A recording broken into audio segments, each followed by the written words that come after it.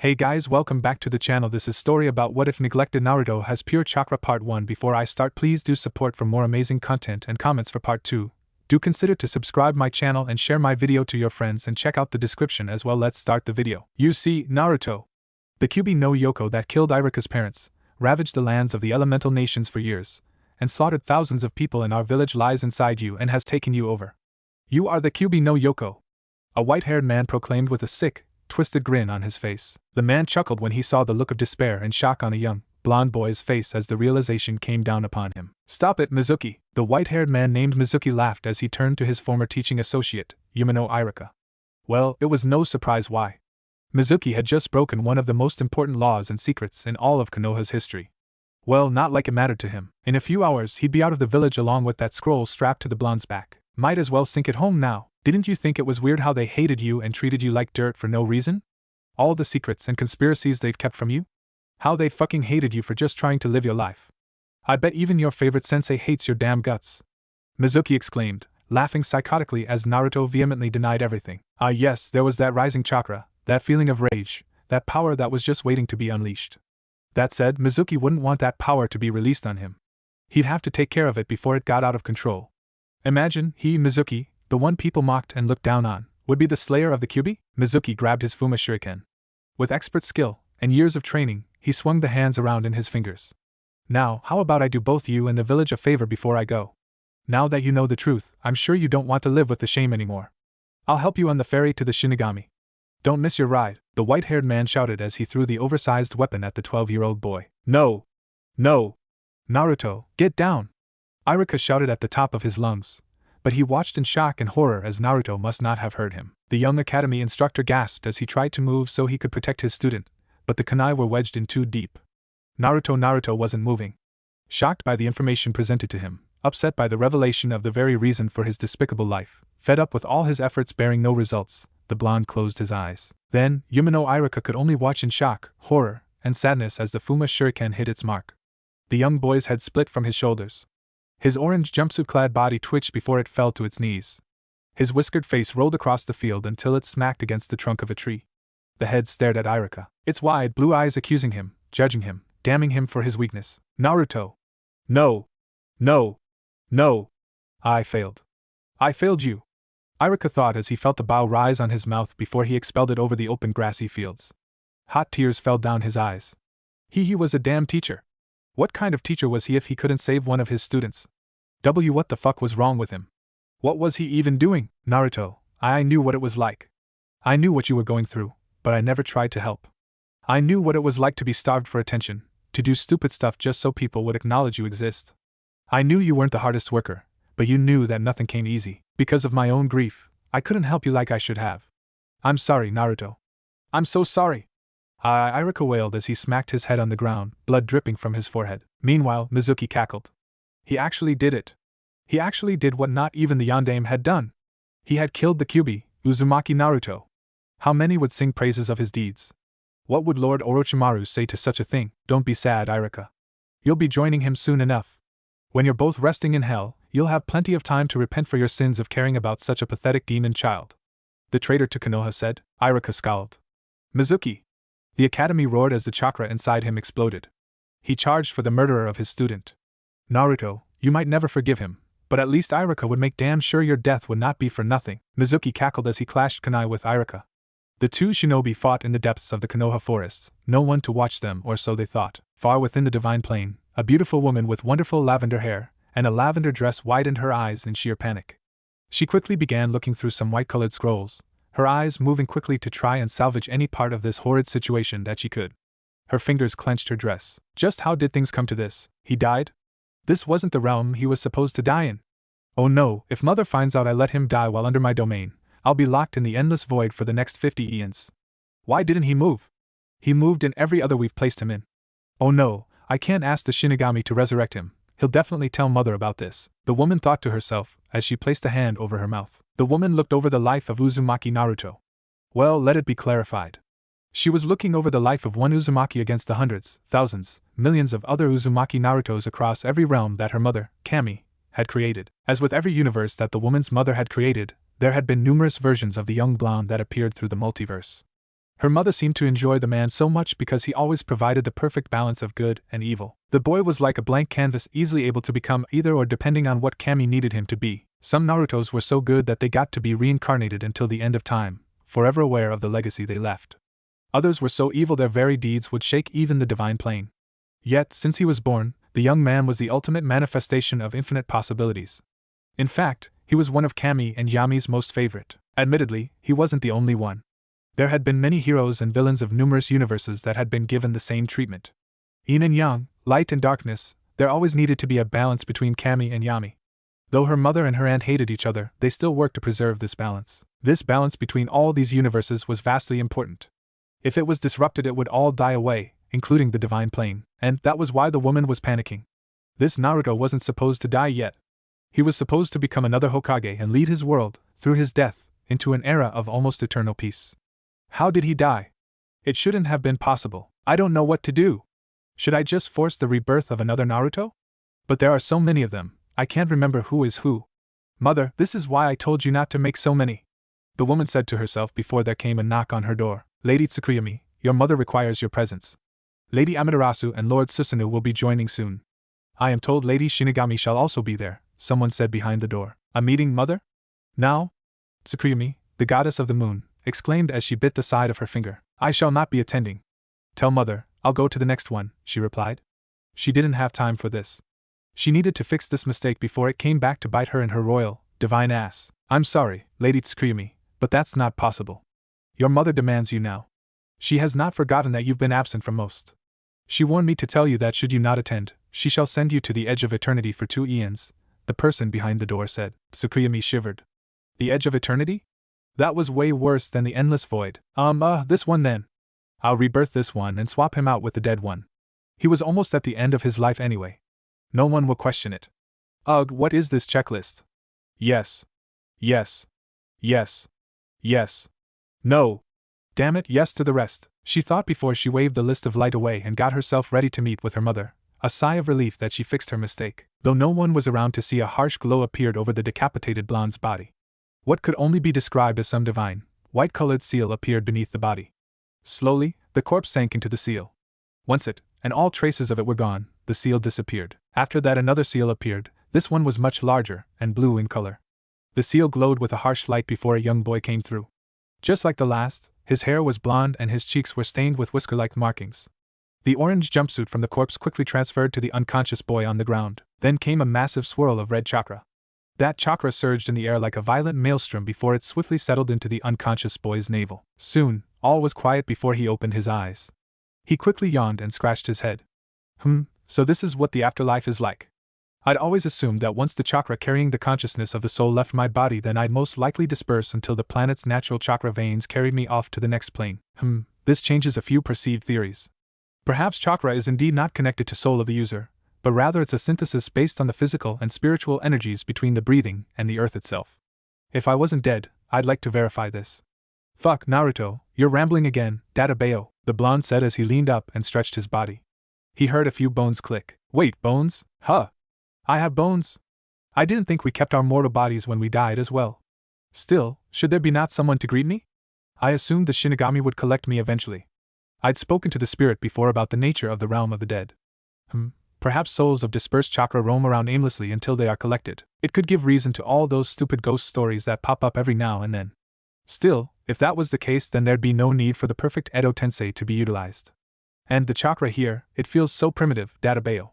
I feel like I'm surrounded by chakra from the last 1,000 years. That shouldn't be possible, the young man said as he grew more and more concerned. He stood up and then pressed his hand to one of the trees. Even the chakra of the trees is different. I can't feel even one bit of pure chakra within it. That should be impossible. Am I not dead? Naruto said to himself before he held up a hand sign. Junsuna Chakura, Kuken Bunkatsu, pure chakra, spatial divide, Naruto said. A bright, white light outlined his body before a solid mass of pure chakra with a humanoid shape expelled from his body. The humanoid chakra shape opened its eyes. The former unconscious young man stared at himself. Is that me? Well, clearly I'm not in the realm of the dead. There were no theories that dying somehow reverted your age back to that of a child. Also, what are those clothes? I don't remember wearing those even when I was a child. How odd. I feel the pure chakra within me, but there is also something else in there. I see this primitive red chakra of a beast there as well. It lies dormant behind this seal on my stomach, he thought as he scratched his chin. The Shishofuin, for a simple seal. Who the hell even uses this anymore? I read this was used near the very first history of the shinobi.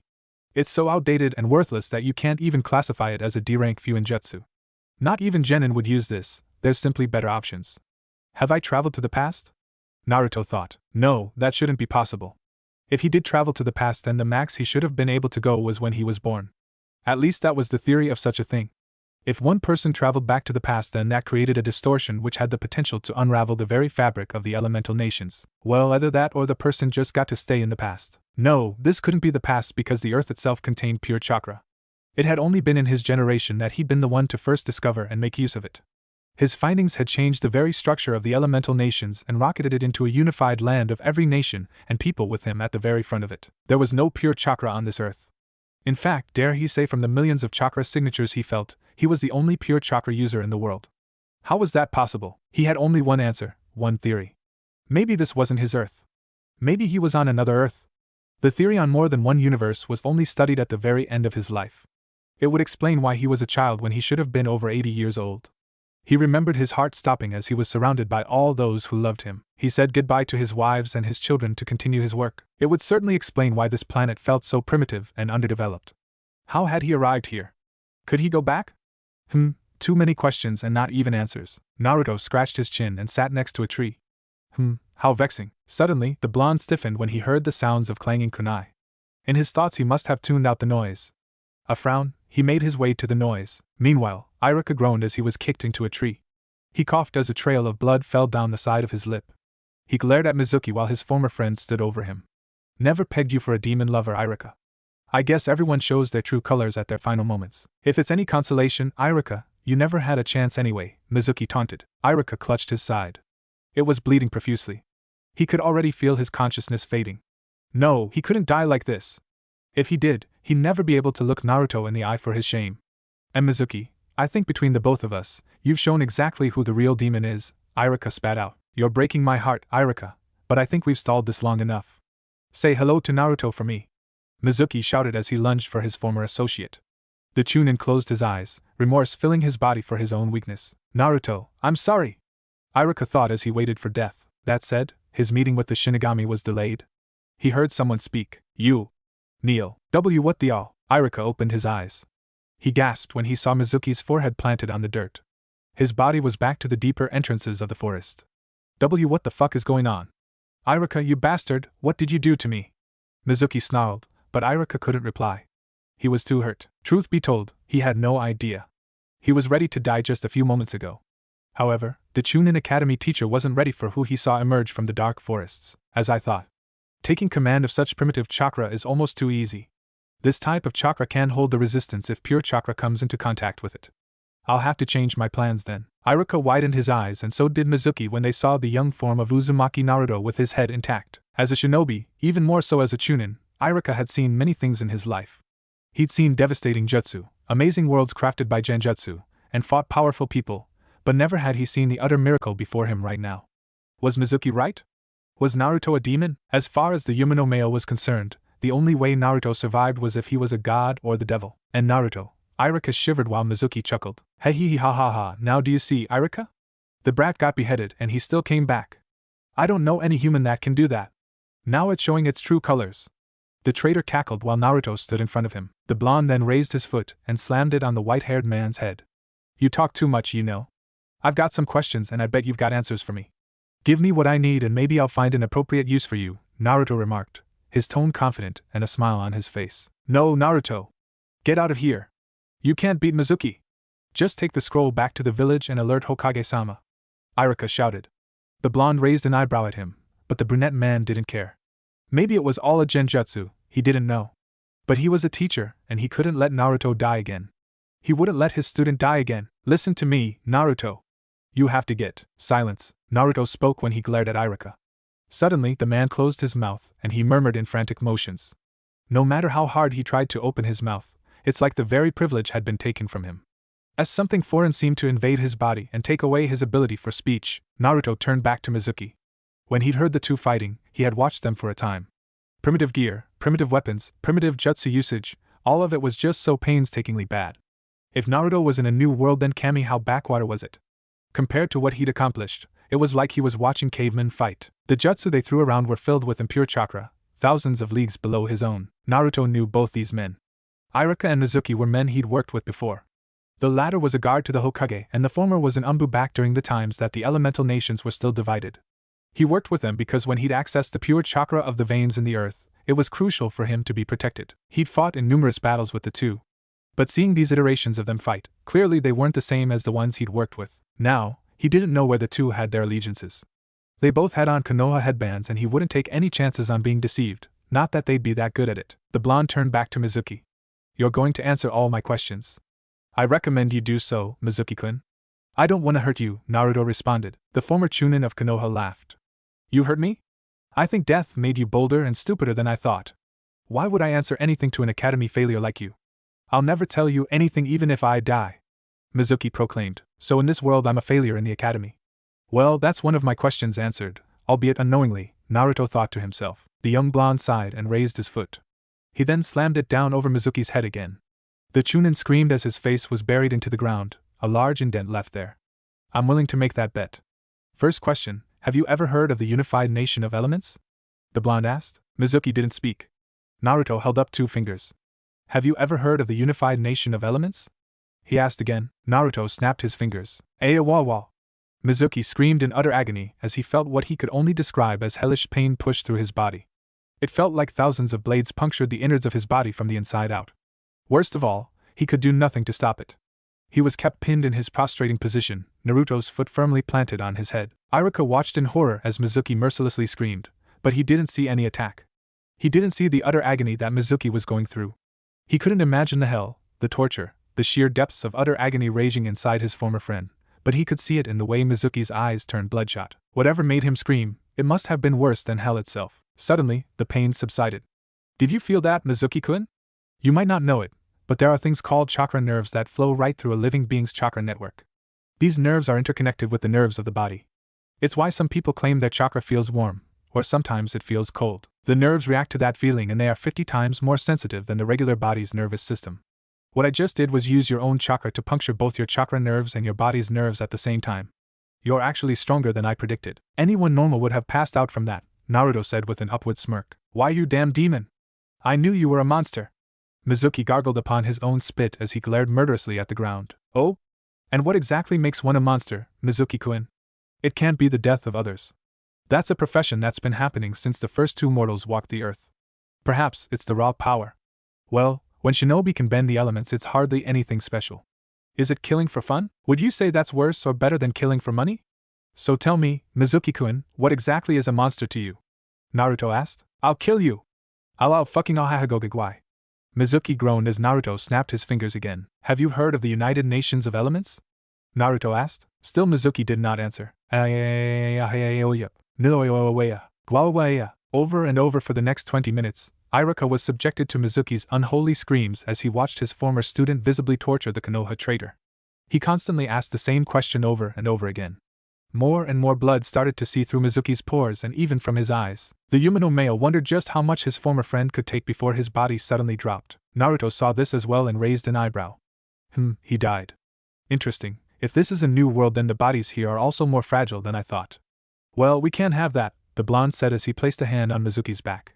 He grunted as he pushed a wave of pure chakra through the white-haired man's body. Slowly, Iruka's eyes widened as the scars, cuts, and bruises on Mizuki's body disappeared. The blood seeped back into his body as if it never left in the first place. Then, the Chunin heard his former friend gasp. The look of terror in his eyes was evident. What the all? Mizuki screamed as Naruto slammed his head back into the ground. Congratulations on dying once, Mizuki-kun. I'll get my answers out of you and not even death will keep you from me unless I allow it. You just got jump-started with a small dose of my pure chakra. Be glad, you're the first primitive man here that's gotten it. I'd be interested in studying its effects on you at a time, but we're both pretty busy. Now then, have you heard of the United Nations of Elements? Naruto asked. Mizuki looked at the ground, scared. He thought he'd gotten away. He bit on his tongue and choked on his own blood to kill himself. The pain was too much. He couldn't take it. He had felt his life slipping away. He had won until he felt life kick him right in the face, the breath moving through his body, and the pain right along with it. He had been brought back. He could feel his tongue strike his teeth. It had been repaired. He couldn't get away. Ahawawawiya. The former Chunin of Konoha screamed. Again, he felt 1,000 chakra blades from his own chakra coils stabbing him through his chakra veins and the nerves in his body. All of them at the same time. It wasn't long before Mizuki died again, and again, and again, and again, and again, and again. His blood splattered over the grass and Iruka could do nothing but watch powerless and traumatized by the acts before him. Have you heard of the United Nations of Elements? Naruto asked as he prepared himself to snap his fingers again. And no, Naruto-sama. I haven't heard of the United Nations of Elements, Mizuki said, his voice a quiet tremble which made the blonde pause. Then this might actually be another elemental nations from where I was. I was also returned to my body as a child. Interesting, the blonde thought. Do you know what pure chakra is? He asked. And no, Naruto-sama, he answered. Where are we right now? The blonde asked. We're in Kanahigaku no Sato, the village hidden in the leaves, the white-haired man whimpered. Naruto's eyes narrowed. So even its name is different from mine. This truly might be another Konoha separate from my own. Obviously, someone brought me here. I'll have to find out why. This will require extreme investigation, the young man thought before he took his foot off Mizuki's head. Thank you, Mizuki-kun. Now one last thing and I'll let you go, Naruto said. He then channeled the pure chakra inside his body into his hand. Like a glowing limb of white fire, it coated his entire arm. He pressed his hand on Mizuki's head. Suddenly, the 12-year-old was assaulted with many memories of Mizuki from his birth until now as well as his relationship regarding the young blonde. It all seemed to spend the time of about 10 seconds before Naruto released his hold. So that's things from Mizuki's perspective. I'll have to get to a library, research everything I know about this place. Also, it doesn't seem I'm well liked, the blue-eyed boy said. Well, that one wasn't much of a surprise. Actually, let him correct that. It wasn't that he wasn't liked, but people feared him. After all, what do you do when one of the most powerful earth chakra veins, the Kyuubi god, marks you as its avatar? You tend to be feared quite a lot. Now, it seemed the opposite was the case. The Kyuubi was supposedly a great demon that attacked Konoha more than 12 years ago, decimating the village's lands and its people. It killed thousands of people before it was apparently sealed into Naruto, or this world's Naruto who was killed. That said, it seemed that the chakra of the Kyuubi had moved over to this body. Perhaps that was the reason the blonde could feel the elements of impure chakra coursing through his body against his pure chakra. Now it was obvious someone sent him here, but who? And why? I need to figure that out. Naruto thought before he released Mizuki. Thank you for being very complacent, Mizuki-kun. As promised, I'll let you go now, Naruto said as he released his hold on the man and walked over to Iruka. There were some things he wanted to ask this Chunin as well. While the other was a traitor, this one was a loyal Konoha shinobi. He could learn much from him. Meanwhile, Mizuki gasped as he glared at Naruto with unfathomable hatred and disdain. The pain he'd suffered made him so angry he nearly lost his damn mind. This academy failure, this fucking demon, this nine-tailed fox brat actually caused him pain. He'd make him suffer. He'd make him fucking suffer for this. The white-haired Chunin stood up.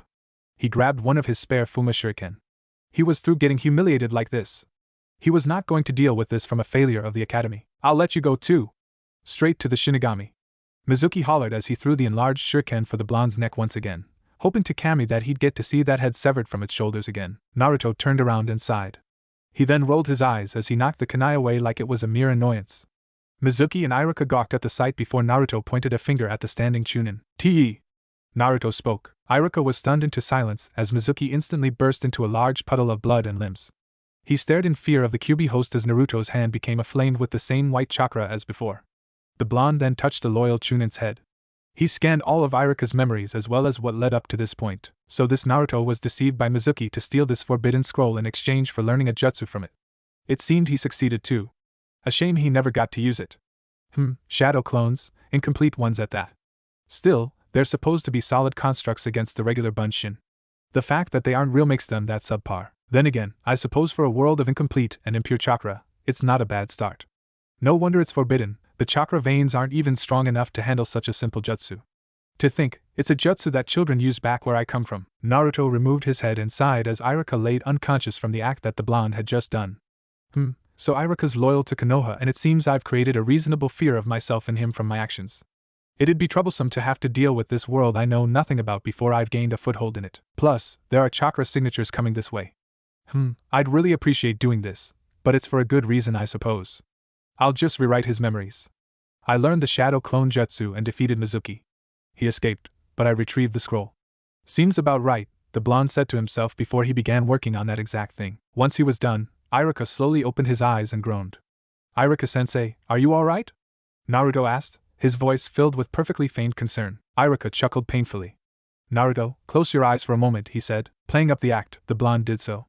Okay, open them, Iruka said. He did so. It seemed the memory rewrite worked better than he could have imagined. He saw the other Naruto's goggles in the deceased boy's former sensei's hand. On his own forehead was a Konoha Hittite forehead protector. Congratulations. You graduate, Iruka said with a large smile on his face as the sun began to rise over the horizon. Naruto's lips thinned. Should I really sell it? I don't really feel like it. TSK, whatever, I won't have to keep up this farce for very long, the blonde thought before he sobbed and tackled Iruka against a tree, thanking the man over and over. The Chunin chuckled while he grimaced in pain. Once this whole act was done, Iruka grabbed the scroll. Still, stealing the scroll. That was very stupid, Naruto. You can't just trust everything adults say. You're going to be a shinobi now. You'll have to wise up, he chastised while Naruto rolled his eyes and listened to this spiel while apologizing for his actions. This continued on for about 5 minutes before the blonde's patience grew short. So will I be in trouble, Iruka-sensei? Naruto asked. Well, not that we know the truth, I doubt it. Listen, I'll take the scroll back to Hokage-sama. I'll also explain everything. If he wants to see you, then I'll come get you. For now, go enjoy your day. However, be ready, we'll need to get your picture taken for your shinobi license and registration. Next week, be at the academy, there you will be assigned your team and Jonin-sensei, Iruka said. I see. So it's team-based with one elite shinobi instead of one elite shinobi to one student. I suppose it's more efficient giving this village's smaller shinobi-sized database, the blue-eyed blonde thought to himself. Are you sure, Iruka-sensei? You're hurt, he exclaimed. Ha ha ha, I'm tougher than I look. Now go. I sense some people coming anyway, he said. Seeing that to be the case, Naruto nodded and waved goodbye as he ran off. Once he was out of view, his eyes lost their warmth. Finally, he'd grown sick of that nonsense. The young Uzumaki quickly entered the more populated parts of the village. It must have been really early because no one was out yet. He surveyed the buildings, the dirt roads, and the shinobi that seemed to be running around on the rooftops. I see. They're even less advanced than I thought. A lot of wasted movements, and imbalanced chakra in all of them. I never even thought such a nation could function like this. They're also not that inconspicuous with their hidden facilities, he thought with narrowed eyes when he looked at the ground. Numerous chakra signatures lay beneath him, some larger than others. Hoping to collect himself, Naruto decided to head to what he assumed was home first. He found it easily enough. A small apartment complex in some sector of the village. He snorted. He'd really hit rock bottom, especially when he opened his room and noticed just how much of a slob the other Naruto was. I've heard greatness is suffering, but I've never wanted to kill myself so badly. How much of a slob was he? Naruto asked himself as he looked around the rooms of his new home. Expired milk, moldy bread, bags of trash in a corner, empty cups of ramen, dried clothes hung on wires. He pinched the bridge of his nose. Sure, he was no paragon of cleanliness either, but this was unacceptable. He'd never complain about a maid's duties again. Well, whatever, he thought as he began cleaning up the room. He couldn't think with all this shit in here. He held up a hand sign. Junsuna Chakura, Bunshin no Jutsu, Pure Chakra, Clone Technique. Naruto claimed and created 3 clones. Let's get to work, he said. Yes, sir, they replied. So Naruto and the clones cleaned up the apartment until it was up to his standards. He cleaned the sink, rinsed out the dishes, swept and mopped the floor, and folded the clothes. He also cleaned the sheets of his bed. When he opened the food containers he chuckled. Well, at least I had good taste. Nice ramen collection, Naruto thought before he closed the cabinets. A few hours passed by, but finally the apartment looked presentable. It was actually a shame. Despite it being his home, he felt like he was intruding a little bit. From what Naruto saw between the lives of this Naruto, Iruka, and Mizuki, the young man's life wasn't a joy-filled one. He never got to fulfill his dream of being the Hokage. Quite the tragedy. Either way, the blonde sat on his bed and stared outside. Once he was sure he was alone, he held up his hand and made a hand sign. Kaimon, he spoke, and a small box appeared in front of him. It fell into his hands. He opened it and reached inside. Once he found what he was looking for, he pulled it out. Alright, Forbidden Scroll, let's see what you're actually made of, Naruto thought to himself. Sorry, Iruka. You and the rest of Konoha would have to settle for a perfect replica of the Forbidden Scroll. This information was much too vital to let you have and not research. It wasn't exactly hard to replicate. It seemed Iruka and Mizuki forgot about the scroll in their fight. Well, whatever. That wasn't his problem. As Naruto opened the scroll, his frown got deeper and deeper. Each technique he read, he shook his head. TCH, basic, incomplete, primitive, incorrect, worthless, Naruto grumbled as he looked through each technique. Honestly, how had these people not fucking killed themselves yet? The young blonde chuckled disbelievingly. Just what kind of people were these? Shadow clones, 8 trigram sealing, Shinigami summoning, all of this was freaking worthless shit. Where he came from, genin could perform all of this in their sleep. What the fuck kind of backwater world was he summoned to? They're so behind they think a Kekai Genkai is based on family genetic structure. Oh fuck, Naruto thought as he rubbed his temples. Okay, he could work with this. First things first, information. Yes, that's what he needed. First stop, the library. Naruto did just that. He quickly redressed himself and dashed towards the library. Thanks to the other Naruto's memories, he had a good layout of the village. Plus, there was no need to be on the streets. While he didn't care about the villagers either way, he'd rather not draw the attention of them if he didn't need to. He entered the library and until night spent all his time in the library reading through every book he could find and map allowed to him. Those who frequented the library stared in utter shock as the blonde piled mountains and mountains of books on top of one another. Even the librarian had to come over and question if he was reading all of them. That is what books are for, no. The QB host replied before he was left alone. By the time Naruto got back to his other self's apartment, he was exhausted. No, not from the reading. That was actually rather insightful. It was the stupidity of every single piece of information presented to him that was driving him insane. Okay, I'm just about to exclude all the wrong shit about jutsu and chakra theory in all of these books. I'll go fucking insane if I don't. Okay, let me just focus on the history. So Konoha was founded by Uchiha Madara and Senju Hashirama. They had a falling out and Madara presumably died from the fallout. Hashirama then died sometime before or during the First Great Shinobi War. Then came Hashirama's brother, Tobirama. Following him was the Sandaime, and then the Yondaime. If we're keeping with the principle of parallel worlds, then I assume that Naruto was the son of Minato Namikaze just as I was. I wonder why he wasn't told, Naruto thought to himself before he sighed. Then there's the fact that Mizuki was going to give the scroll to Orochimaru. The latter's a part of a group called the Sannin consisting of the Toad Sage, Jiraiya, Slug Queen, Tsunade, and Serpent's Tongue, Orochimaru. In this world, all three are legendary figures. Orochimaru's a defect from Konoha for insane experiments. Tsunade constructed the principles of medical ninjutsu, and Jiraiya is said to possess an extensive spy network in favor of the village. The highest chakra signatures aren't them. The highest seems to be the Sandaime in the Hokage Tower. Naruto leaned on his bed and stared at the ceiling. This world, why was it so far behind? Why was he called here? Maybe he was supposed to help advance it, but what good would that do him? He didn't know, and Uzumaki Naruto didn't like not knowing things. Finally, the young genin sighed. Whatever. I'll think on this later. Right now, I need to center myself and my pure chakra, Naruto said as he closed his eyes and crossed his legs. Indeed. While powerful, pure chakra required constant meditation to maintain. To have it run out of control was not a good thing, especially not in a weak world like this. The Kyuubi Jinchuriki exhaled as he allowed the white, untainted chakra to circulate around him. He focused on pulling the chakra through every fiber of his being. Slowly, he lost himself in the embrace of the chakra veins he'd spent over 80 years studying and strengthening. So lost was he in his practice, the blonde had no idea of the effect he was having outside his apartment. Outside Naruto's apartment, people stared in utter awe as what they could only describe as a celestial body of stars pulled themselves together to form one entity. People gasped in utter shock as the figure moved through various motions. Chakra, like solid crystals, rained down over the village hidden in the leaves. Everyone from Genin to the Hokage himself stared in awe as the trees glowed with ethereal light. They seemed to be sucking in the crystals that showed down on every which way. Countless stars flew across the starry night sky. Some couldn't help falling to their knees as rays of light flew off into the distance. Where they landed, beautiful pillars appeared. Some people couldn't take the beauty of it, and began confessing their love to those near to them. Some asked for another's hand in marriage as the most beautiful scene to be presented to Konoha happened over their village. Of course, some erred on the side of caution in case of enemy attack, but none could deny the way that the celestial being moved. In fact, it seemed to defy all science and common sense. Each place where it struck light, the trees and forests exploded with vibrancy and color. The spectacle continued for about 10 minutes until the being slowly disappeared.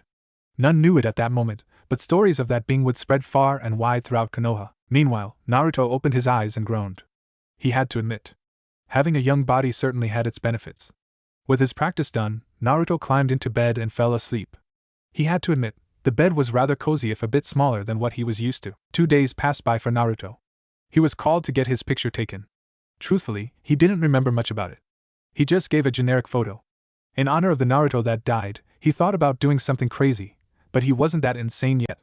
He just took his picture and presented it before the Sandaime Hokage, Sarutobi Hiruzen. The Sandaime looked at the photo before he looked back at the blonde. Honestly, it had been a stressful few days dealing with the aftermath of the boy's latest stunt. Iruka had given him the entire rundown of the series of events while being looked over at the hospital. Unfortunately, it seemed Mizuki had escaped, but Naruto actually managed to learn a jutsu from the Forbidden Scroll. Hiruzen had spoken with Irika many times, and if the man felt the blonde had passed, then he'd honor that. That said, Hiruzen had spent the past few days going over that celestial being from before with the Konoha Council. He already had a team of astronomers working on what it could possibly mean. He hadn't had the time to use his crystal ball on the young man. He actually wanted to talk with Naruto about what Mizuki told him being the host of the QB. The Sandaime didn't say it often, but he did enjoy Naruto. The young boy was vibrant, always striving forward, and he had a good head on his shoulders, albeit with a knack for trouble. He and the rest of Konoha had fallen victim to his pranks many times. As such, it was a surprise that he hadn't gotten a prank in over 2 days. In fact, one of the shinobi told him the blonde had made a name for himself as a bit of a reader in the local library. He'd read nearly 5 or 6 columns of books before the facility closed. The Hokage wondered if he could even do that. Truth be told, Hiruzen was expecting something stupid for a photo, but Naruto was as normal as any other person. In fact, his gaze seemed sharper than normal. Gone was his usual boisterous smile. He was just sitting in the chair, staring at the camera, almost like he was looking right through it. Nice picture, Hiruzen said with a smile. Thanks, Naruto replied, staring at the old Hokage as he did so. The Sandaime placed the paper down and nodded. Well, I hope you like it. I'll be on your card, which will be mailed to you before you find out your team in the academy. Are you prepared for that? He asked. No matter how prepared people are, there is always something that'll test them. I read that in a book, Naruto replied. Sarutobi smiled. Yes, I've heard that you've been frequenting the library. Why the sudden interest in reading? The Hokage asked. Figured I should start taking my career seriously is all, he answered. Hiruzen nodded. He looked at the way Naruto acted. It seemed something changed in him. Maybe the news was more devastating than the aged Hokage thought.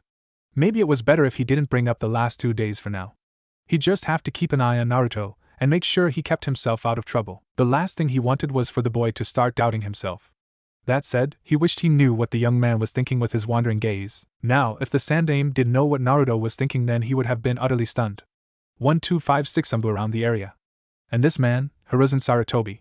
He's much older than I thought. Where I come from, he died before I was born. Much more powerful too, though I shouldn't be surprised. If this is what they've worked on, then it's no wonder this one's weaker than the one in my world. Even in this one, not an ounce of pure chakra.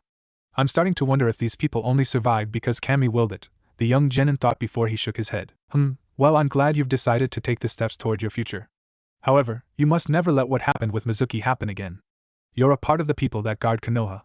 To be tricked could place the entire village in danger, Hiruzen said. Naruto inwardly smiled. That sounded rather laughable since the other Naruto had basically been tricked his whole life. Still, that wasn't worth getting angry over. I'll keep that in mind. Is that all? He asked. Sarutobi nodded. Yes, you're dismissed, he answered. As Naruto got up, the door suddenly opened. Gigi, the time has come for you to give me the title of Hokage. I'm gonna take you down here and now. Ha! Naruto raised an eyebrow when he saw a boy, even younger than him, charge at the leader of the village with nothing but a shuriken. He ran as fast as he could before he tripped over his blue scarf and banged his head on the floor. Someone please save Naruto. Oh, the boy said before a jonin came through the door. Honorable grandson, are you alright? A man with glasses asked. Yeah, now was the time for Naruto to split. He quickly moved out the room while the young boy wondered who the hell had tripped him up. It couldn't have been himself. He'd never be that clumsy. Anyway, Naruto ignored the looks sent his way. Well, rather than ignored. He disregarded them entirely. His thoughts were too preoccupied with how his first meeting with the Sandaime Hokage had gone. Well, he's certainly powerful enough with that type of chakra, I guess. Much older than I thought. Still not great. He thought to himself. Well, now that the identification nonsense was out of the way, the blonde could spend some time on some of his other plans for today, or not. He frowned when he felt someone watching him. He could sense the chakra in the air. If he had to guess, then he'd bet it was the Hokage whom he just left.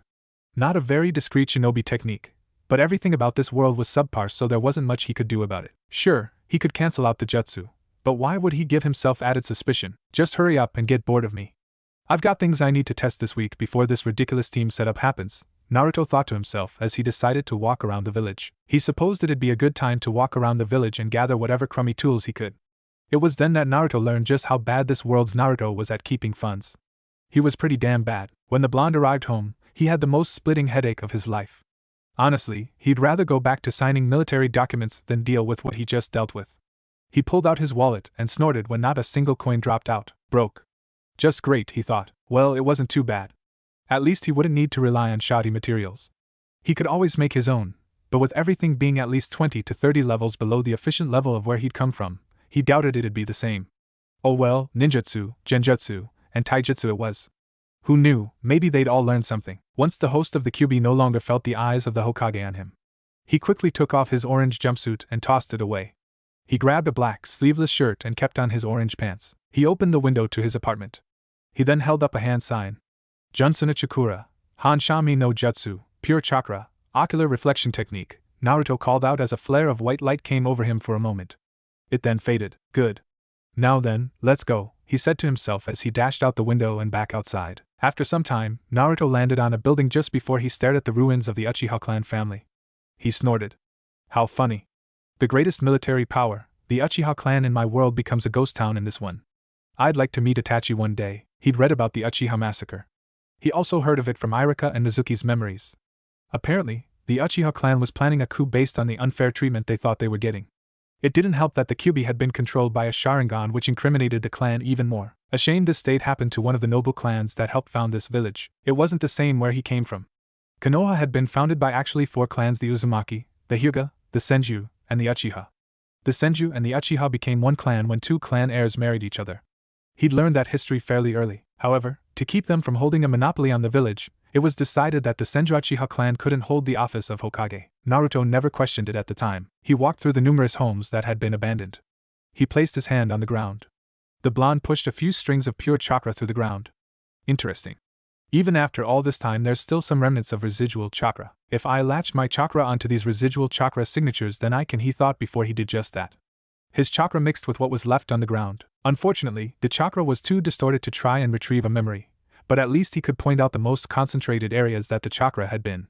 So, he decided to do that. Clearly, the Uchiha played some part in why Naruto had been given the QB, and for a beast that powerful, it'd make sense that something in this world drove its instincts. Whether it was divine or damned, maybe that would lead him to why he was summoned here. For the next 6 hours, Naruto moved through the abandoned Uchiha compound following dead-end trails or simple civilian chakra routes that served no purpose. Not even the children were spared aside from Uchiha Sasuke, the talented boy that this Naruto seemed to have some type of begrudging rivalry with. They didn't seem to like each other for whatever reason. Well, that wasn't his problem. As the sun began to set, Naruto grumbled. Forget it. I'll just come back later. I've wasted enough time here. I've gone through hundreds of signatures and gleaned nothing of importance. The jutsu's also about to wear off. Won't be able to cast it again for some time. It's probably why none of the patrols have spotted me yet. I shouldn't push my luck, he thought. With that, Naruto ran back home and just in time before the jutsu expired. Oh well, perhaps tomorrow would yield better results. Meanwhile, far off into the divine plane, Tsukuyumi stared down at what she had done, her eyes wide and her mind in shambles. She blinked. She looked at the settings she put into place as well as the limits on what she's done to get this screw-up as finished as possible. Unfortunately, there was one minor detail. There were no limits. Oops. The goddess of the moon blinked as she watched what Naruto did to Mizuki. Didn't see that coming. Tsukuyumi frowned as she looked at the open window in front of her. That was not supposed to happen. Why did all this messed up stuff have to happen while under her domain? Granted, yes, it was her fault, but the point still stood. What should I do? I can't kill him and rebirth another. That'd no doubt get the eyes of Shinigami, which in turn would lead to my mother. Should I just leave him alone? I don't know. I knew I shouldn't have rushed the procedure, but it was an emergency. I can't even revert the changes to him that I made. This isn't good. Well, he hasn't done anything out of the ordinary yet. Mother's always had a soft spot for him. She shouldn't get too mad if I tweak him a tad, the goddess of the moon thought to herself. That said, Tsukuyumi summoned. Immediately, a white-haired woman, lovely in appearance, appeared next to the goddess. Yes, Tsukuyumi-sama? The woman asked. I have an assignment for you. One that requires your utmost discretion, the dark-haired goddess spoke. The woman named Tsukuyumi bowed. By your will, Tsukuyumi-sama, the woman said as the beautiful goddess' smile widened. Good. Good. If all of this turned out well, then her mother would have her little Naruto, and she wouldn't be cast into the void for the next few eons. Hopefully this all worked out for everyone. All she had to do was hope that this Naruto stayed out of trouble. Fuck. Naruto yawned and leaned up. He pinched the bridge of his nose as the rays of sun beamed through his apartment's windows. Well, at least the bed's comfortable, he thought to himself as he scratched his head. The blonde rolled out of bed and into the bathroom where he brushed his teeth and took a shower. Once that was done, he opened a journal and started making a list of all the things he'd discovered. Unfortunately, my search of the Uchiha compound didn't amount to much. I figured if the QB attack was caused by them, then I'd glean some information from their clan. However, the chakra auras are too distorted to go back 12 years. What should I do? He thought as he tapped his pen on the table. Unfortunately, the only Uchiha left alive was Sasuke, and the two basically had no relationship to speak of. He could ask him, but the blonde had a feeling that wouldn't amount to much. That would also mean he'd have to find some other ways of obtaining the information, but most likely only the most heavily guarded shinobi had any sensitive information. It wouldn't be too hard to capture a jonin and get the information on his own. That was indeed an option. However, if someone did send him here, then he had no way of knowing what agents they had in place, if any. If he did find them, then what would he do? Go back? Could he even do that? Of course, it wasn't all so bad. He basically lived out his life in his old world. Now it was time for his children to take the reins of that world and continue to advance it. Sometimes you have to let the young make stupid decisions so they'll learn and press forward. There were plenty of things here to keep him preoccupied. He found himself intrigued by the primitive theories of these people. Outdated though they were, maybe he should help them along. Alright, one thing at a time. For now, until I meet my so-called team in a few days, I'll need a job. The stipend that this Naruto used to get was used recently for his pranking endeavors. If I had some materials, I could make some weapons or some seals to sell on the market. Oh well, I have nothing to do anyway, he thought before he closed his journal and placed it in a floating seal. He then got up and ran to the spot he knew would have worked for him. Huh? You want to work for me for 4 days? An old man asked as Naruto stood in front of a ramen shop. Ichiraku Ramen, to be exact. The young blonde stood before the father-daughter ramen owners, Tochi and Ayam. Naruto chuckled. So, even in this world those two were ramen owners. Funny how fate worked out sometimes. Yeah. Look, I know you guys run deliveries all over the village. I just need some pocket money while I wait for my stipend. Don't tell me you think there's someone faster than me? I've been doing pranks around this village for years. I think my track record of how many times I've gotten caught speaks for itself. He exclaimed. Tochi and Ayam glanced at each other. While it was true that they needed a delivery worker, they never thought they'd consider Naruto. That said, he was indeed fast. He'd gotten away with a lot of pranks, but some got him caught because people saw him do it.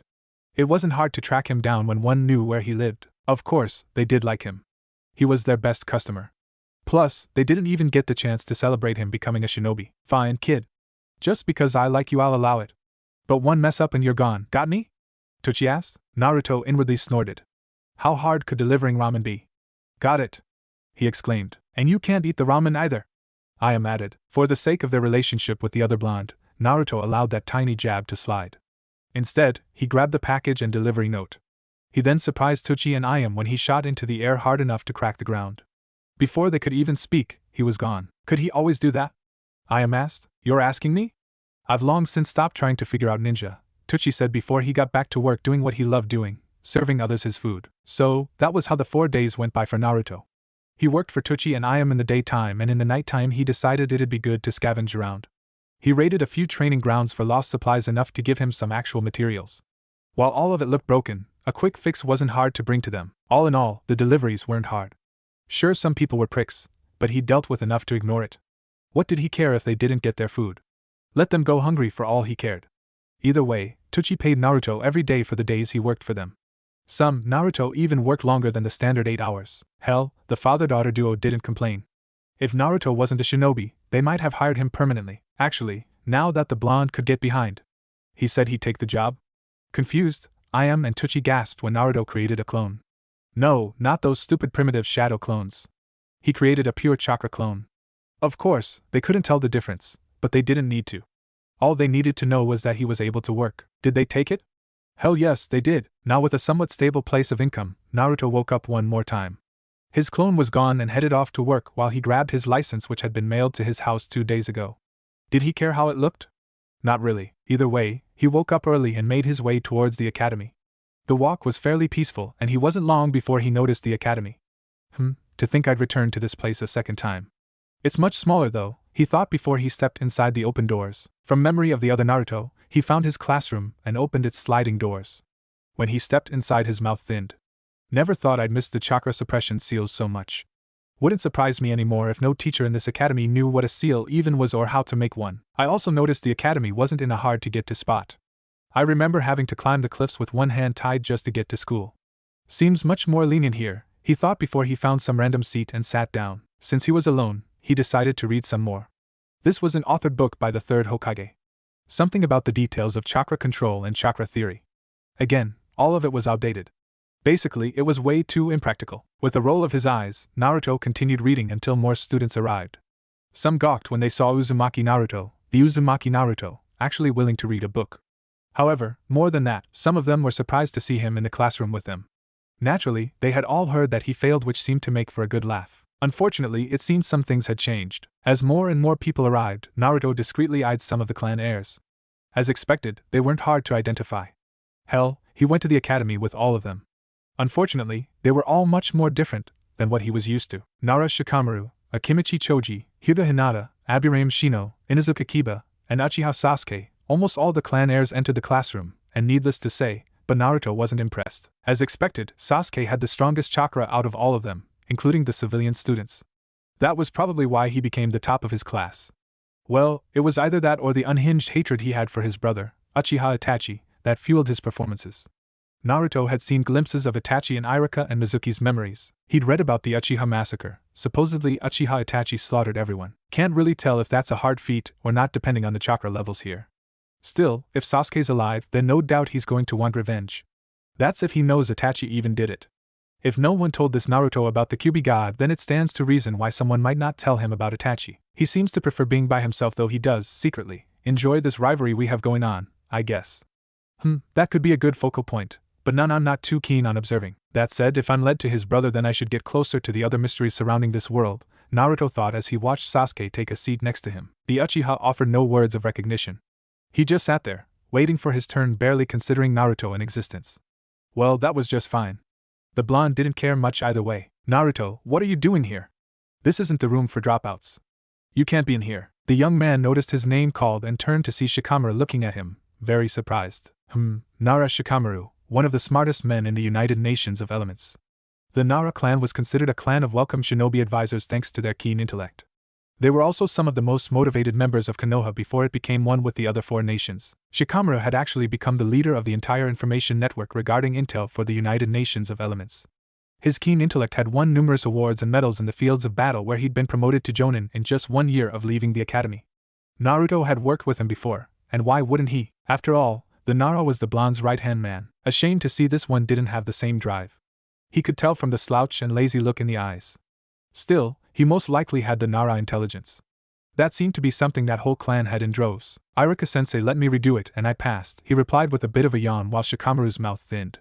He looked at the book his friend was reading. He raised an eyebrow. You even understand that stuff you're reading?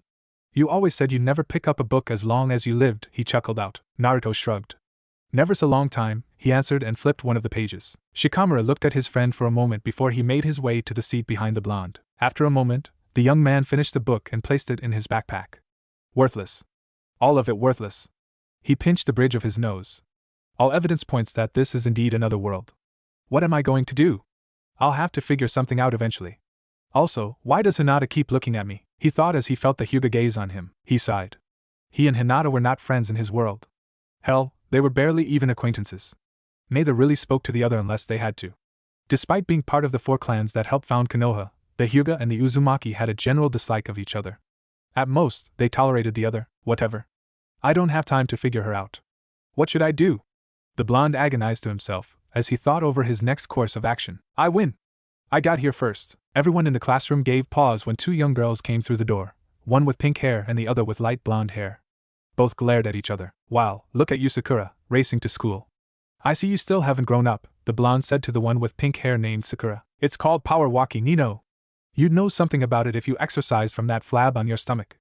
The girl called Sakura chuckled as she panted in uneven breaths. Once she regained herself, her eyes quickly scanned the room. When she found her target, she wasted no time and hurried over through the desks until she came forward. Hello, Sasuke-kun, nice day isn't it?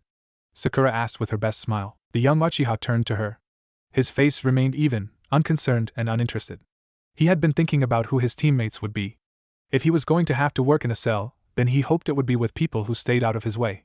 The fact that he even had to attend this little sensei meetup was annoying. He had better things to do. Seeing the Uchiha not answer her, Sakura gulped.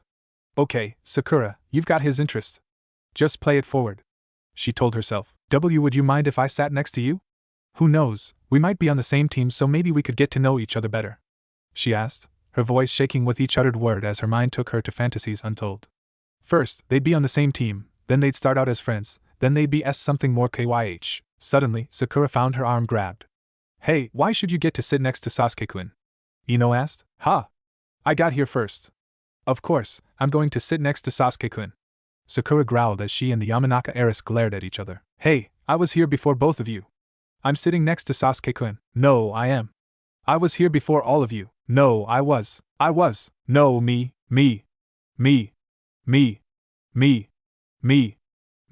Would you all fucking shut up? As if a balloon had popped, everyone in the class stood or sat in utter shock as Naruto roared at the girls fighting right next to him. This was fucking stupid.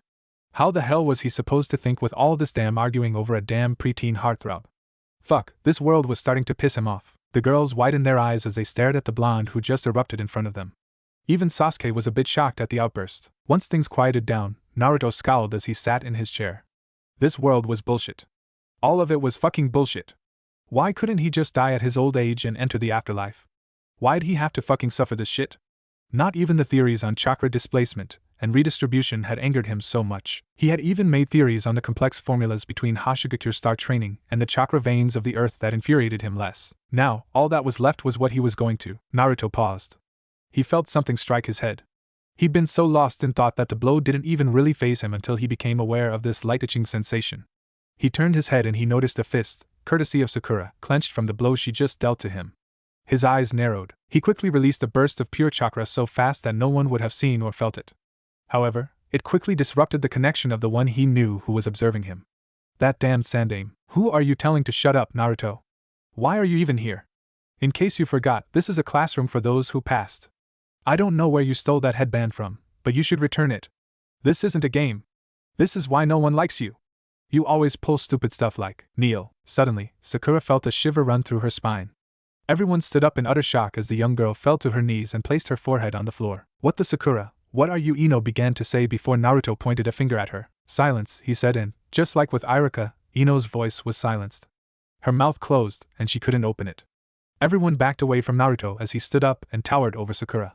Then, in a moment that shocked those present, he raised his foot and slammed it over her head. Sasuke widened his eyes. Kiba and Shikamaru gawked. Even Hinata and Chuji gasped in astonishment at what the Kyuubi Jinchuriki was doing. No one had ever seen him do this before. Girls like you are prettiest when they keep their mouths shut, Harino Sakura. I'm actually surprised you passed the course given your abysmal chakra reserves. To think I actually had some respect for you at one point. You should be thankful that I'm lenient, Databayo. Most people have died for less than striking me. Do it again, and forget Sasuke, but I'll make sure no man ever finds you desirable. Understood?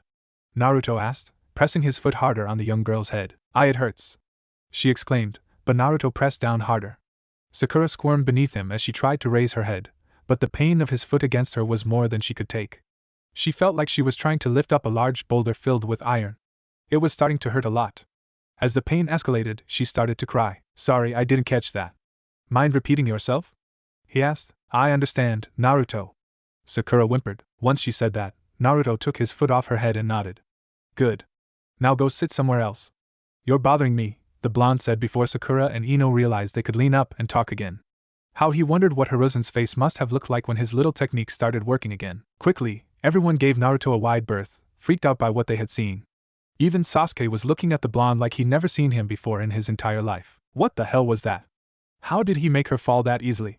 Sasuke thought to himself as he watched Naruto pull out a piece of paper and begin writing on it. As Naruto stared at the piece of paper, his mind oblivious to the students staring at him, he suddenly felt something click within his mind. There's an idea. However, I'll have to play this carefully.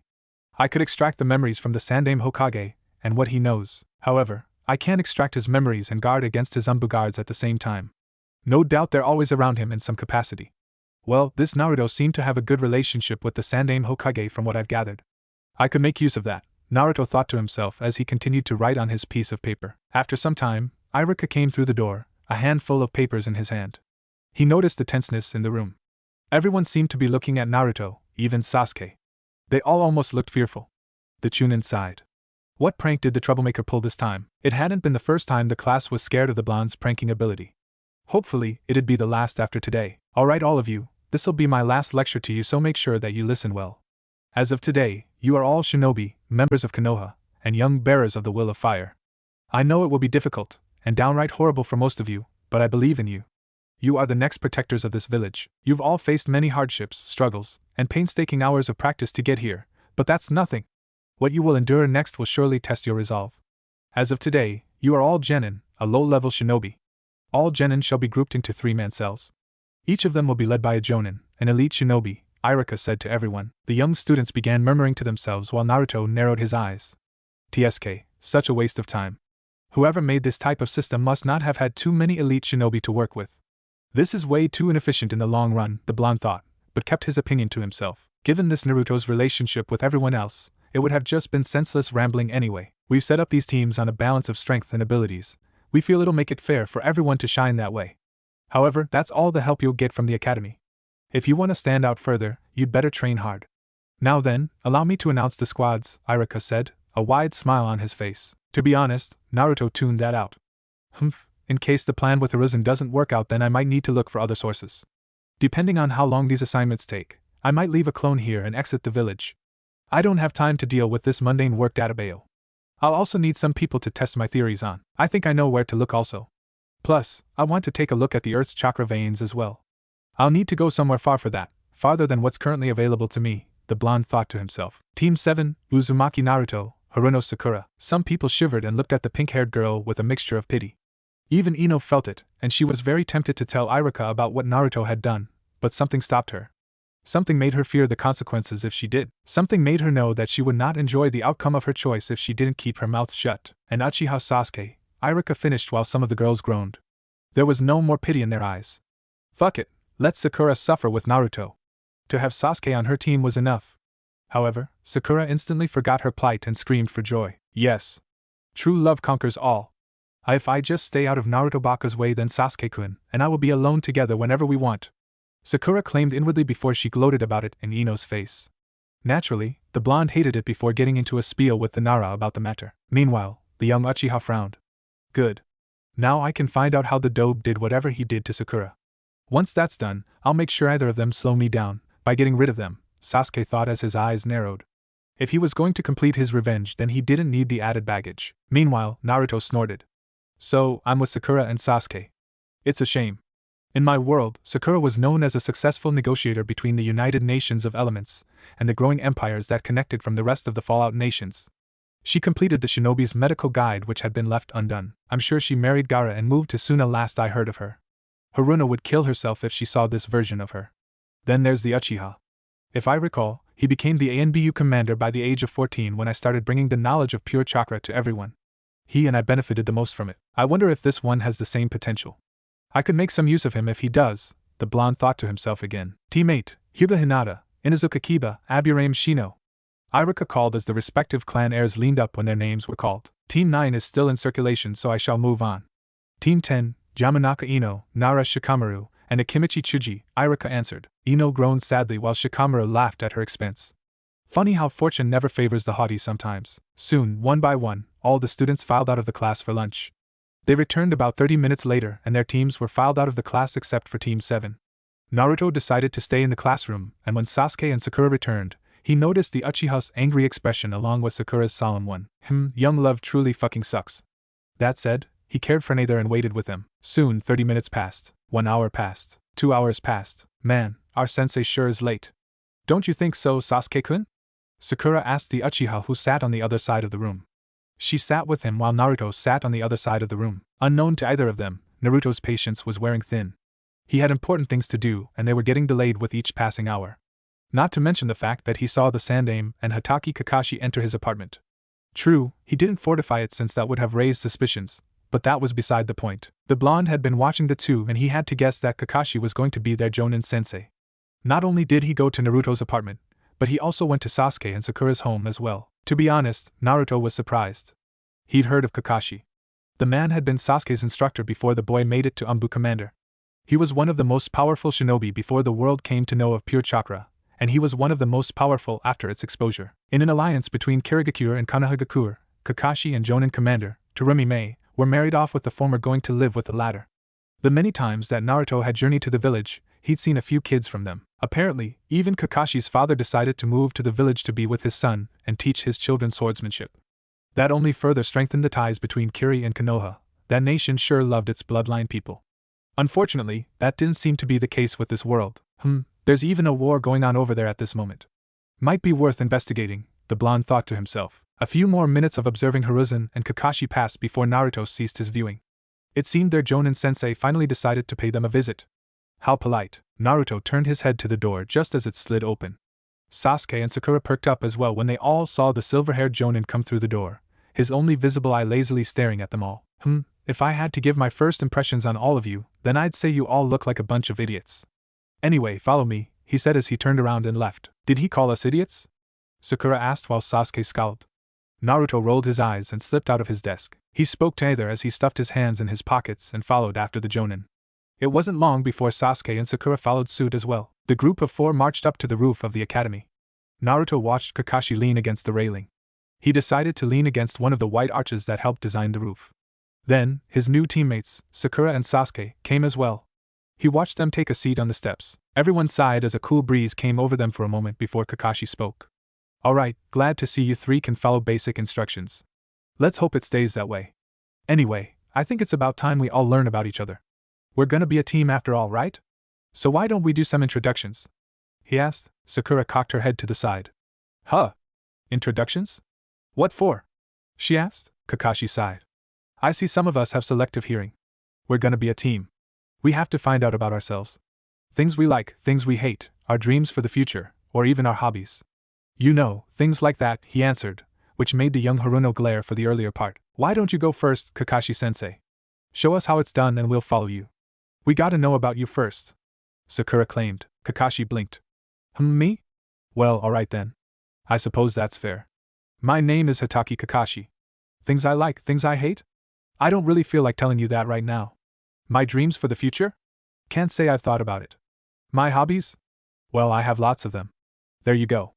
Now, how about you, standing so far away? The oldest of the 4 spoke to Naruto. Sakura shivered when her eyes landed on Naruto.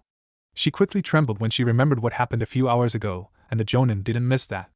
In fact, he narrowed his visible eye and thought. It had been a weird sequence of events when the Sandame's crystal ball jutsu stopped working for a few minutes. At one point, the pink-haired girl struck the blonde, then jutsu got disrupted.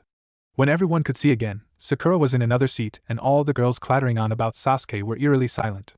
They almost looked afraid. What was she so scared of? Naruto faced everyone and then looked at the sky. My name's Uzumaki Naruto. Things I like? Dunno, I haven't explored them too much. Things I hate? All of you in this backwater world I'm forced to live in. My dreams for the future? I'll get back to you on that. My hobbies? Eating ramen, I guess, the blonde replied lazily. He really didn't feel like giving an answer to all of this nonsense. As soon as they were done with this farce, he was leaving. He still had to go back to the Uchiha clan and scout more chakra auras before they completely dissipated. They wouldn't last long, and he still wanted to investigate them. Not only that, but he also had to begin his own plans, and that required him to not spend the entire day surrounded by these idiots. Well, that was informative. Certainly different from what I read on his profile. Maybe he's going through a phase. I wouldn't doubt it, Kakashi thought as he eyed the Kyuubi Jinchuriki weirdly before he turned to the others. Alright Pinky, you next, Sakura smiled. Hello, my name is Haruno Sakura. I am the thing I like is WL, the person I like is and my hobbies are WWL, and my dreams for the future, well they she giggled and squealed as she looked at the Uchiha heir every single time. Naruto scoffed while Kakashi shook his head. Sasuke was getting a tiny bit more irritated the longer this introduction went on. However, he persisted through it. And the things you hate? Hitaki asked, even his patience wearing thin. I hate Naruto, Sakura exclaimed before she shivered. When she turned her head she saw the blonde's gaze upon her. He then smiled. Don't worry, Sakura-chan. I hate you even more than you hate me, so fair's fair, he said with a smile that didn't quite reach his eyes. In fact, Sakura almost thought she saw herself die over 1,000 times. Kakashi sighed. Girls her age are more interested in boys than in training. I guess that's to be expected, he thought before he motioned for Sasuke to start. My name is Uchiha Sasuke. I hate a lot of things. I don't really like anything. The raven-haired boy heavily stressed this, which made Sakura gasp in shock before he continued. And what I have isn't a dream because it will be a reality. I'm going to restore my clan and kill a certain someone, he uttered, his gaze filled with all the hate he could muster from the visions and images that plagued his mind. He still remembered the blood, the screams, the horror, and the pain as his family, his clan, was cut down like pigs in a slaughterhouse. So he's going after Uchiha Itachi after all. If that's the case, then maybe I could use him to my benefit. If this is a world with imperfect chakra, then he'll be another example, especially given that he's from a noble clan. Plus, if he's anything like the Sasuke from my world, then I'll need that potential against whoever brought me here, Naruto thought while Kakashi narrowed his eyes. As I thought. This will have to be handled delicately, he said. As for what Sakura thought, it was too written across her face. One might as well have put a big black mark on her head that said Sasuke on it. Kakashi leaned forward. Well, good job. You all have your own likes, differences, and things that make you unique. We'll be going on our first mission tomorrow, he proclaimed. Oh? And what will that be? Sakura asked. It's a task that the four of us will do together. It will be a bit of survival training, he replied. Naruto's lips curved upwards while Sasuke and Sakura frowned. Really? I thought this was the day that we finally become real shinobi, not get more training in. That's what the academy was for and how we got here. What aren't you telling us? She questioned. Suddenly Kakashi started laughing. You really want to know? Well, I'll tell you. This isn't like your standard academy tests. Think about it, out of all 27 students that came here, only 9 will be selected to become genin. The other 18 will be weeded out and sent back to the academy. In other words, you either pass this test or you don't. And the odds of you failing are at least 66%. You got me? All the academy did was show us which of you would most likely become genin. Whether you actually do or not, that's all on me, the jonin said. I expected inefficiency, but I didn't think it was this bad, Naruto mumbled to himself. Be at the designated training area at 5 in the morning.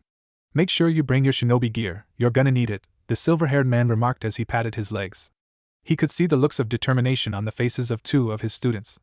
Good, motivation was a good thing to lean on, especially for something like this. However, when his eyes landed on his third student, he raised an eyebrow. Never had he seen someone so disinterested in the trial before them. In fact, it seemed like Naruto didn't even hear the news. He just continued looking at the sky as if this whole thing was just a dumb, simple formality that one needed to do to go about their day. Well, whatever, if he couldn't get motivated then that wasn't Kakashi's problem. Minato-sensei, while I do feel for him, I won't hold back.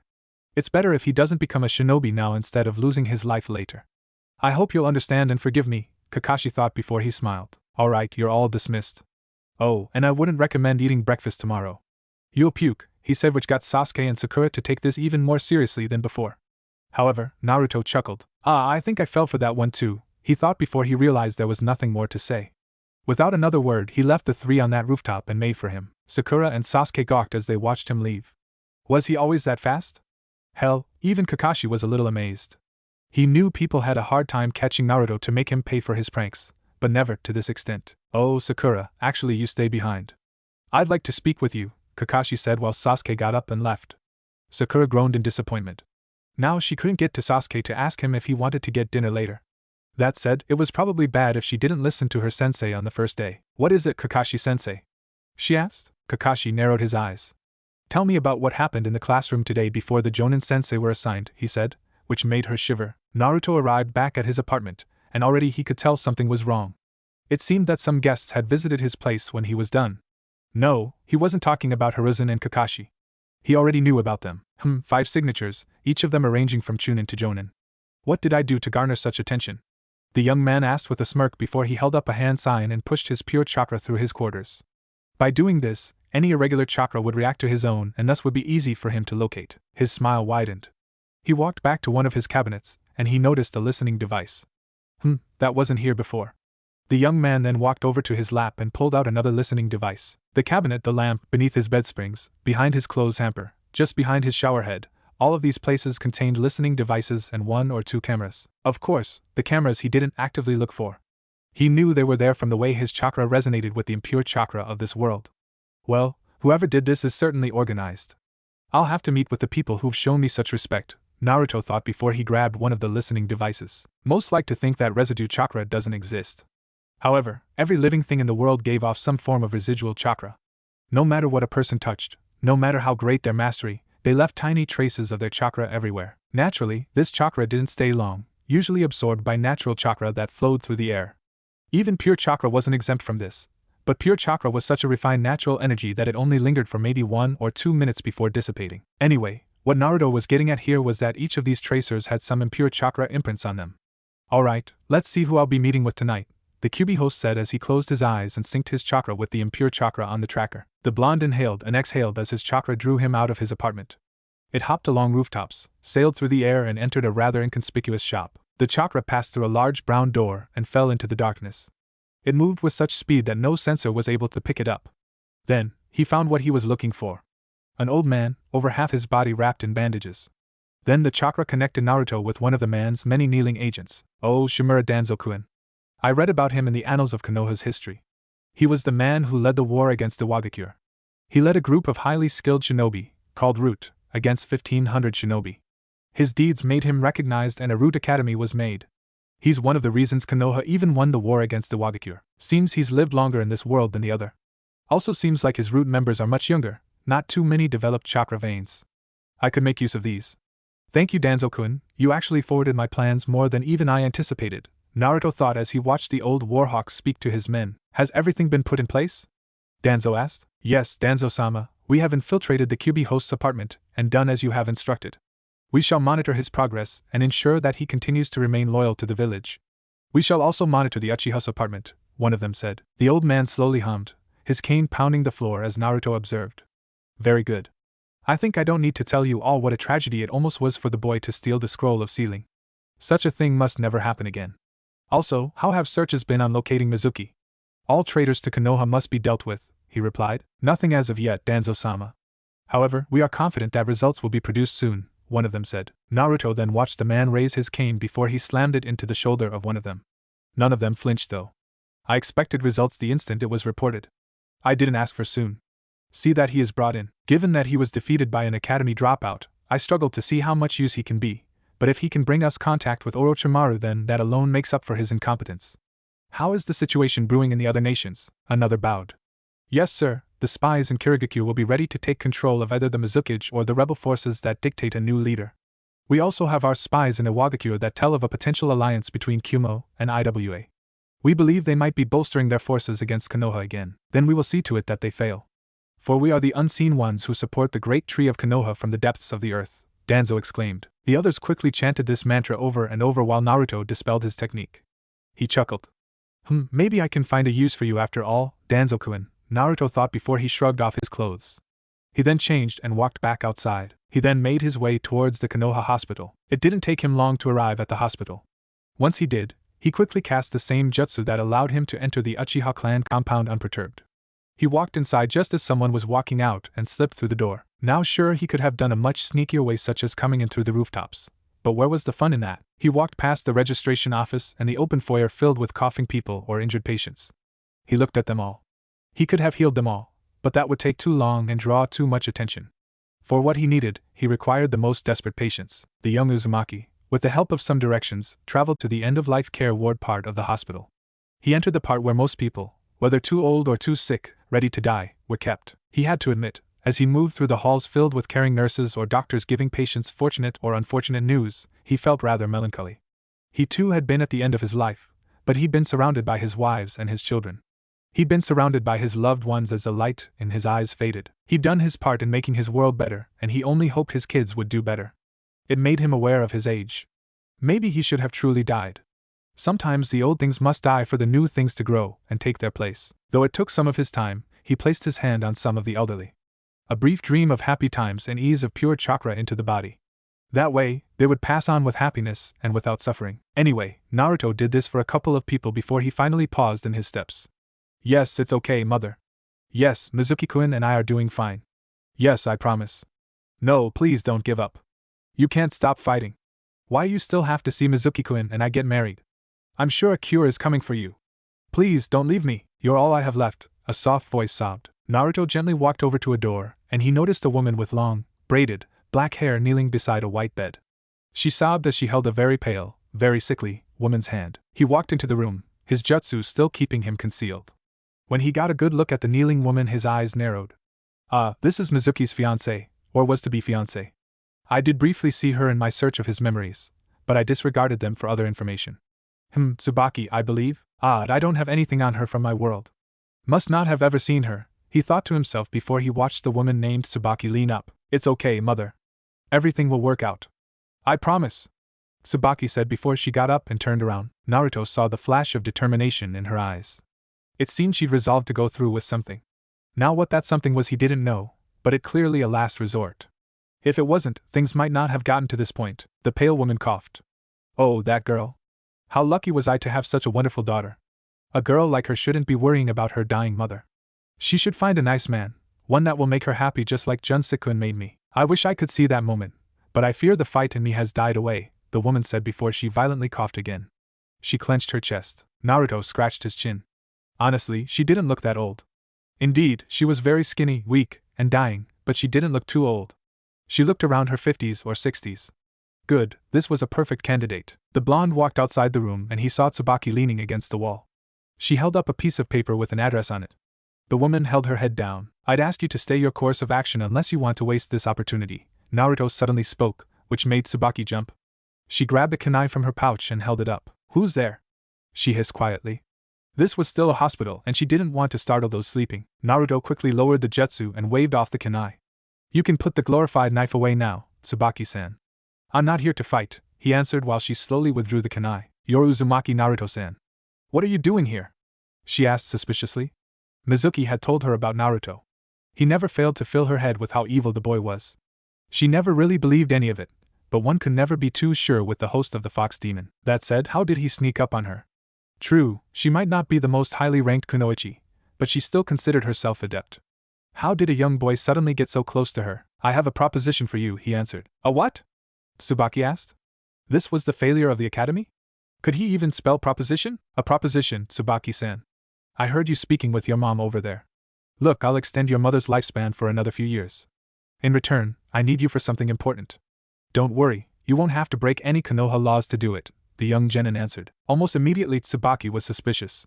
She'd been contemplating becoming the worker of one of the underground auction houses. They had talented people in the field of tracking.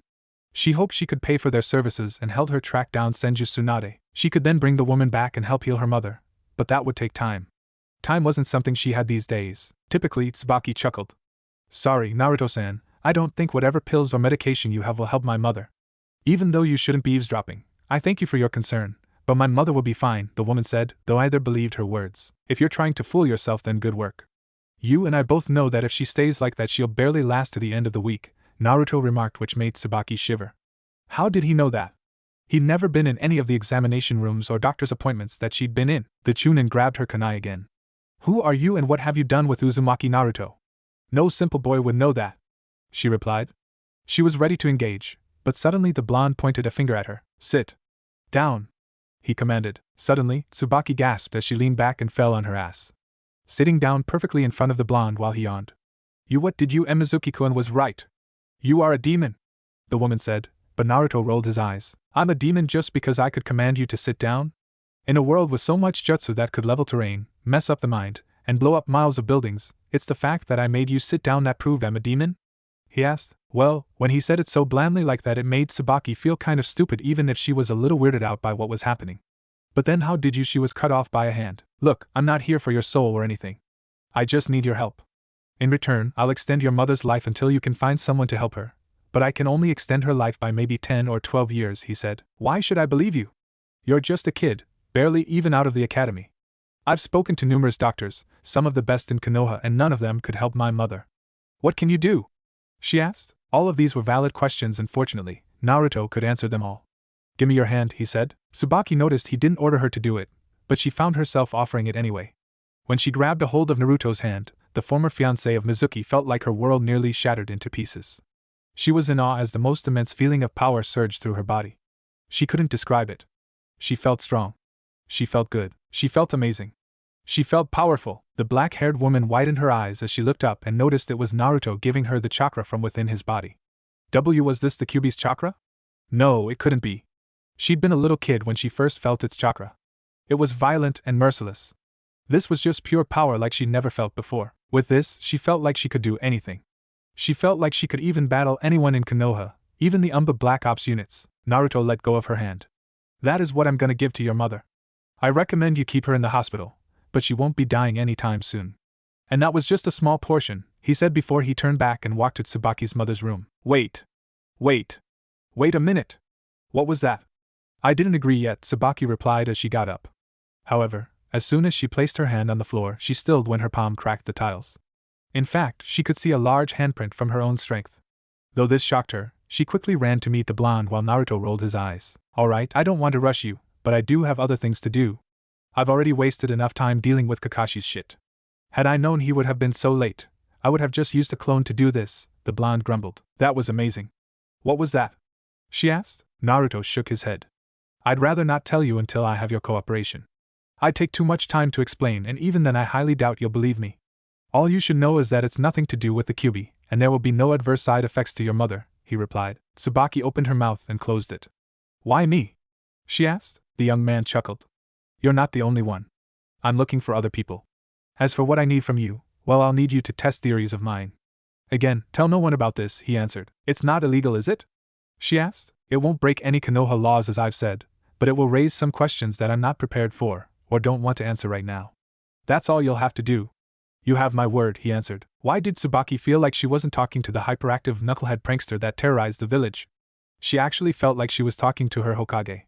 Every word in Naruto's voice was smooth and unstressed. If he was a demon, then hell demons sure know how to speak eloquently. Now she wondered if Mizuki was just trying to push his own prejudices about the blonde on her. This felt almost too good to be true. Just when she was at the very bottom of her life, the devil decided to give her a hand. Well, she'd like to claim an angel, but given the blonde's reputation, it seemed a little apropos. Seeing the woman's hesitancy, Naruto exhaled. All right. How about this? I'll give you a freebie. I'll give her 2 months of extra time. If you're convinced, then we can talk further in that time. If I'm lying, then you'd no doubt be continuing with your last resort. How is that? He asked. Tsubaki opened and closed her mouth. She didn't really trust herself to speak. Instead, she just nodded. At this point, what did she have to lose? The two returned to the room and Tsubaki saw her mother sleeping. She watched Naruto approach the bed. He placed his hand on top of the woman. He pushed a bare minimum amount of his chakra into the woman's body. Her mother inhaled and groaned for a moment, but Tsubaki nearly cried when she saw some actual color return to her mother's face. There. I hope I will see you soon, he said. He bowed and walked away. He walked through a few other rooms and helped some people before returning home. He had to get ready for tonight. Shimura Danzo was not having a very good day. Truth be told, he never really had good days. He just had days, long, agonizing days spent trying to make Konoha the nation it deserved to be. He wanted to make it the nation the Nidaime and Shodaime would be proud of. Nevertheless, the village was weak. It had been declining in strength, as of late. Not only were talented shinobi becoming few and far in between, but the thought of too much peace was making the nation too weak. Danzo had told Hiruzen about this many times, but the old man still desired his peaceful ways. He desired peace so much it almost seemed to be a fault in some ways. Some might think the old warhawk didn't want peace. Of course he did. However, he wanted the type of peace that came from every nation being absorbed into the great nation of Konoha. There were no elemental nations or the 5 great villages. There was only Konoha, the great village that expands the world. Some might call the man an extremist, but he called it dedication. In order to make the hard decisions, in order to allow others to live in the light, some had to fall to the darkness. He was willing to make the hard choices that Sarutobi would not. He was willing to become the demon that did the unspeakable deeds so that the angels could continue their work. Danzo walked through the secret hallways that Root used to maneuver through the village. He had just been in a conversation with Hyuga Hayashi about hopefully recruiting the man's second daughter for the Root program. Hanabi was an extremely talented shinobi, one that he hoped would serve Konoha's purposes. However, the old Hyuga was stubborn. He had no faith that his daughter would be able to lead the clan, so he needed to groom Hanabi as its heiress. It was an expected decision. Danzo didn't see much hope for the man's first daughter either. That said, she did have the Byakugan. Perhaps a sort of arrangement could be made regarding the woman. Quietly, the only sound of his cane hitting the floor, Danzo entered his office. When he grabbed the door, his eyes narrowed. He inspected the door for traps. The knob felt warm, warmer than what should feel since he was the only one authorized to use it. Slowly, he opened the door and his frown deepened when he saw Uzumaki Naruto sitting in his chair, reading through highly classified documents that he shouldn't have been able to open. Those were lined with complex Fuinjutsu formulas that not even Jiraiya of the Sannin could easily break. Ah, you've finally arrived. Good evening, Shimura Danzo-kun. I hope you've been having a pleasant day so far.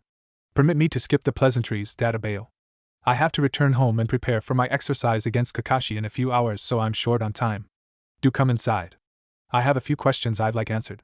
Trust me, I won't bite. Naruto and Danzo looked at each other. The blonde found himself rather impressed. Despite the old warhawk not expecting his presence, he didn't seem inwardly surprised. That said, the Kyuubi Jinchuriki could see the tell signs of agitation across the man's visage. His old bones clenched on his cane and his posture was much more rigid than when it had been a moment ago. How did you get in here? Tell me everything, Naruto. We've known each other for many years, Danzo said. Naruto rolled his eyes. He could already feel the Sharingan trying to place him under a genjutsu. Well, at least the Sharingan works the same. I guess that's one thing this world's got going for it, he thought to himself before he inwardly shrugged to himself. You can stop the genjutsu attempts, Danzo. You're 80 years too early to be trying to place someone like me in a genjutsu. I will applaud the attempt, however, but as I've said, I don't have a lot of time. So instead of playing 20 questions with each other, I'll get right to the point. You and Root work for me now. Every agent, Every mission, every contact, they're all mine now, Naruto claimed with a smile on his face while Danzo frowned. How did this boy know he tried to cast a genjutsu? Danzo walked into the room, his cane knocking against the floor. I see. Reports of you claimed that you were an idiot boy, but it seems I might need to revise my methods, Danzo said as he snapped his fingers. Instantly, Naruto noticed he was surrounded by 5 root umbu. He whistled. I'll give you one chance, Danzo-kun. I could take the information I wanted, but it's always nice to be given it willingly. Stop this nonsense, and lower your head quietly. In honor of my memory of you and what I've learned through history, I will make you a part of something grander than anything Konoha could ever become. However, if you keep up this resistance, I'll show you just how much you lack in the ways of the world, the blonde said. The leader of Root stabbed the ground. Subdue him. Don't kill him. Prepare to subject him for conditioning, he replied while Naruto sighed. To be honest, Danzo had been a shinobi for a long time. He'd seen many things in his life. He'd seen the power of the Nidaime, Shodaime, and Uchiha Madara. He'd seen the power of the Kyuubi no Yoko. At some point, he'd been desensitized to the mighty powers of destruction caused by ninjutsu around him. However, what he saw now was unlike what he'd ever seen. All 5 root members were on the ground, dead. He knew because he could see blood trailing from their masks and onto the floor. Conditioning Danzo? Really? Everyone loves a patriot, but no one loves an extremist, Naruto said as he looked over some of the papers. I wonder what Sasuke would think if his brother was told to kill the Uchiha clan on Konoha's orders. So many nasty little things you've done, Naruto replied before he tilted his head to the side from a kunai that sailed past his cheek and stabbed into the wall. His smile fell to a frown. He closed the folder. Gotcha. Alright, I could end this easily, but I'll make you despair under the weight of your own senile stupidity, Databayo. I will make you watch as I take away everything you've built and use it in my service. Just so you know, you asked for this. Danzo widened his eyes.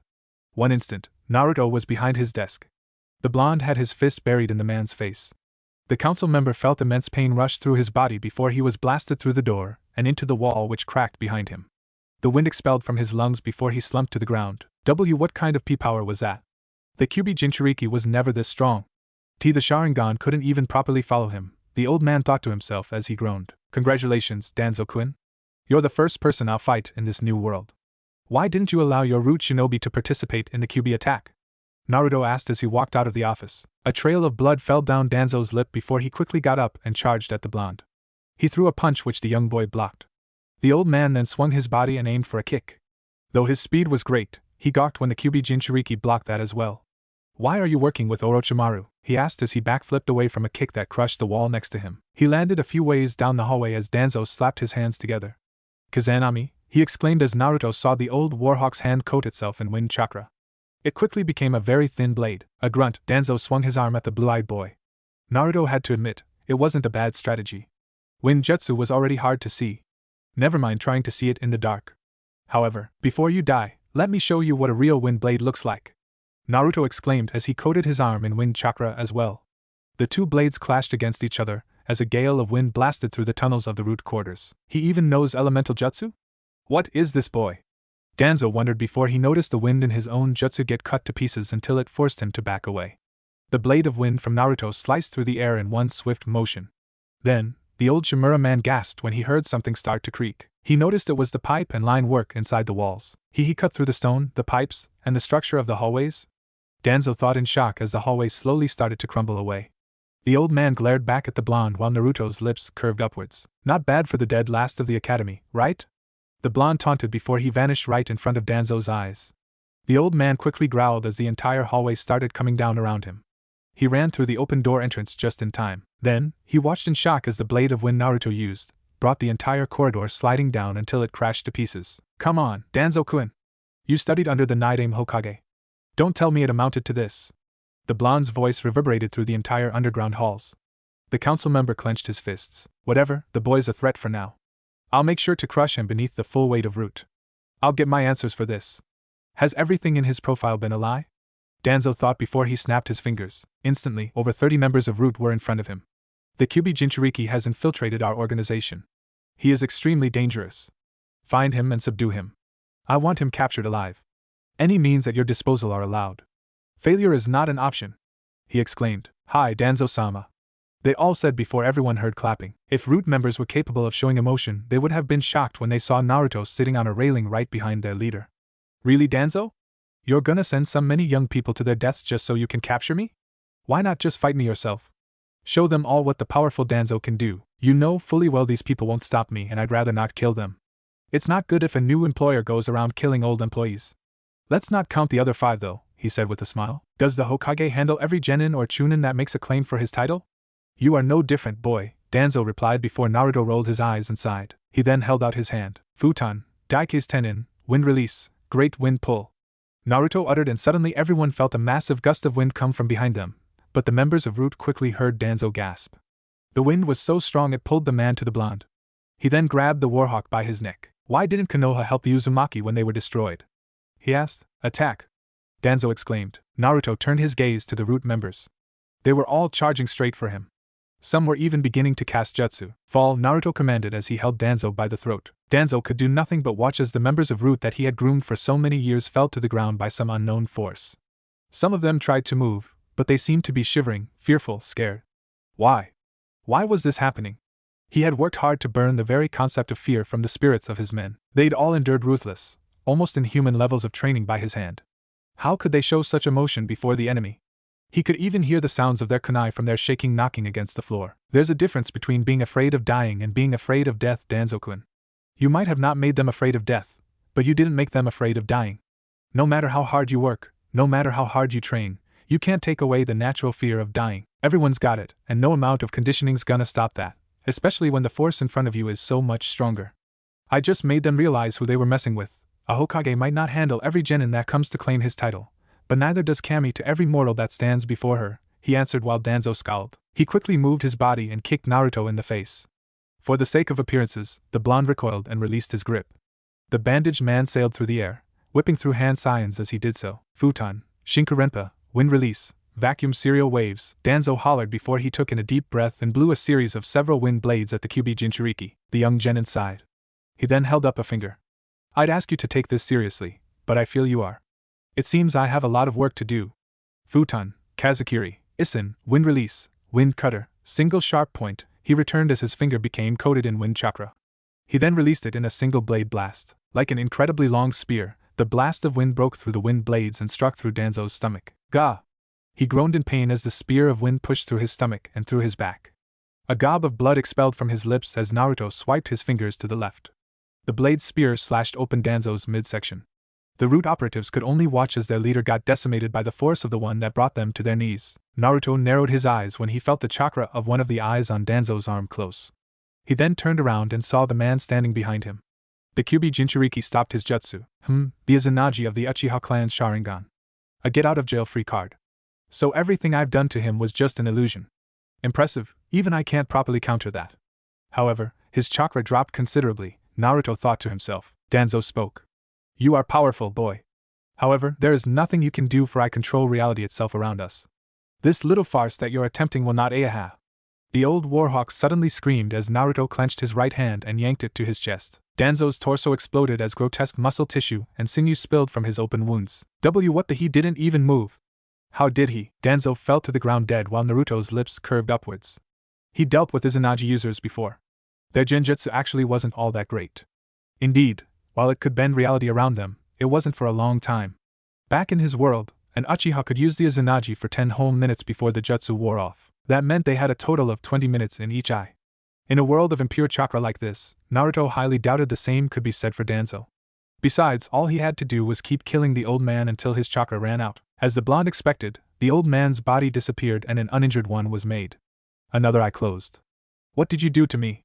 Danzo asked. Naruto shrugged. Even if I explained it to you, you wouldn't understand it. That's a whole class I'd have to teach Databeo. Let's just say I grabbed your chakra veins and yanked them out. That's the simple version. I think I just have to do that 8 more times before you're all out of video game retries, he replied. I'll be sure to get it out of you when you've been brought down, Danzo replied. The Kyubi Jinchuriki sighed. Really, Danzo? He asked before he grabbed and yanked again. It wasn't long before Danzo died again and another eye closed. Do you really think that when I can do that to you that you've got a chance at winning? I'm being merciful to you out of what you've done for Konoha in your old life. You and Root belong to me now. You don't work for Konoha. You work for my interests, he replied. And what are your interests? Danzo asked, panting from the burn on his chakra he was exerting. Naruto merely smiled. Would you tell your operatives your interests? He asked before he held up a finger. He fired another wind blade and found himself impressed that the old man still had the ability to dodge. Danzo jumped around as Naruto fired blast after blast. He threw out a few more and quickly turned around to block the strike that came from a shadow clone. The clone widened its eyes before Naruto grabbed its head and made it dispel by slamming it on the ground.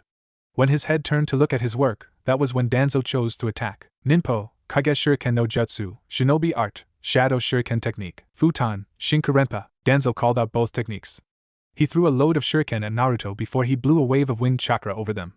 The weapon spun wildly through the air, enhanced by the jutsu. He watched his attack sail for the young man.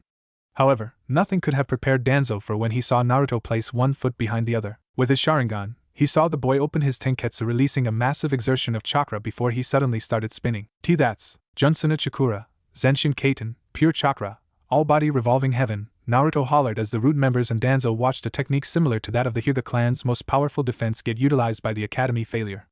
The wind shuriken crashed into the rotating dome of white chakra. It was so white Danzo had trouble even looking at it with his Sharingan lest he go blind. The technique blasted the shuriken away while Naruto slowed his spinning. He smirked. Yeah, he'd read about the Hyuga clan. He'd seen many of them fight in Irika and Mizuki's memories. While it was true that the Kaiten was Hyuga ability, it wasn't exactly a technique that no one couldn't learn. What made the technique difficult was that most shinobi couldn't control the chakra within all their tenketsu. Then they had to maintain that chakra while constantly spinning. Indeed, hard to do, but definitely not impossible. In fact, the Kaiten was taught to most Jonin shinobi by the Hyuga clan in Naruto's world. To be a Jonin, you had to master several jutsu such as the Kaiten. Of course, it's not like I can use the Hyuga clan's gentle fist. I need the Byakugan for that. That's one of the very few instances of an actually Kekai Genkai that can only be passed through genetics or transplants, the blonde thought before he sighed. He then dusted off his clothes. Alright, Danzo-kun. I think I've toyed with you long enough. I'll give you one more chance. Submit to me and hand over your root division to me. Do so and I'll let you live. Do not and I'll make you wish that you did. I'll give you to the count of 10. 1, 2, 3, Naruto replied while Danzo scowled. Was he really being pushed back by a little boy?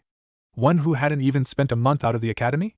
This was like a bad joke. 8, 9, I am Shimura Danzo. I am the one who protects the great tree of Konoha beneath the ground. I am the one that shall lead Konoha into the greatest days the village has ever known. I am the one who shall become the Hokage and bring every nation into the greatness that is this village that the Shodame and Nidame created.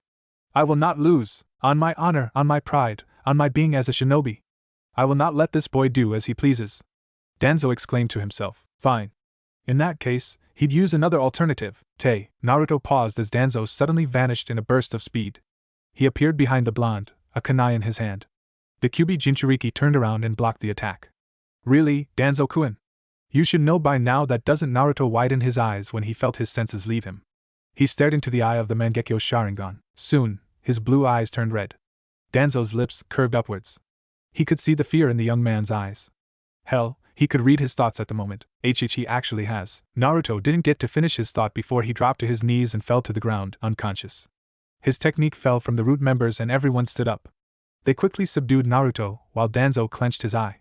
He groaned as blood fell from his right socket. Danzo-sama, are you alright? Someone asked. The old warhawk panted. I'm fine. Prepare the boy for conditioning. I want all the information in his head and I want him trained immediately. His prowess was undeniable. I will meet with you soon. We'll begin planting in fake memories for him. All of you here will be working with him. Take him away! He exclaimed. Hi! They said as they vanished away from the area. Danzo gasped heavily and fell to his knees. After some time, he managed to compose himself.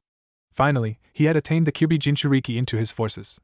Despite the expenditure of 3 Sharingan, this was a definite worth. Unfortunately, the boy was already slated for a team, but by the time the night was over, he'd be one of the most powerful forces the old warhawk had en route. Soon years passed. Under his tutelage, Uzumaki Naruto became one of the most devastating and loyal members of his division.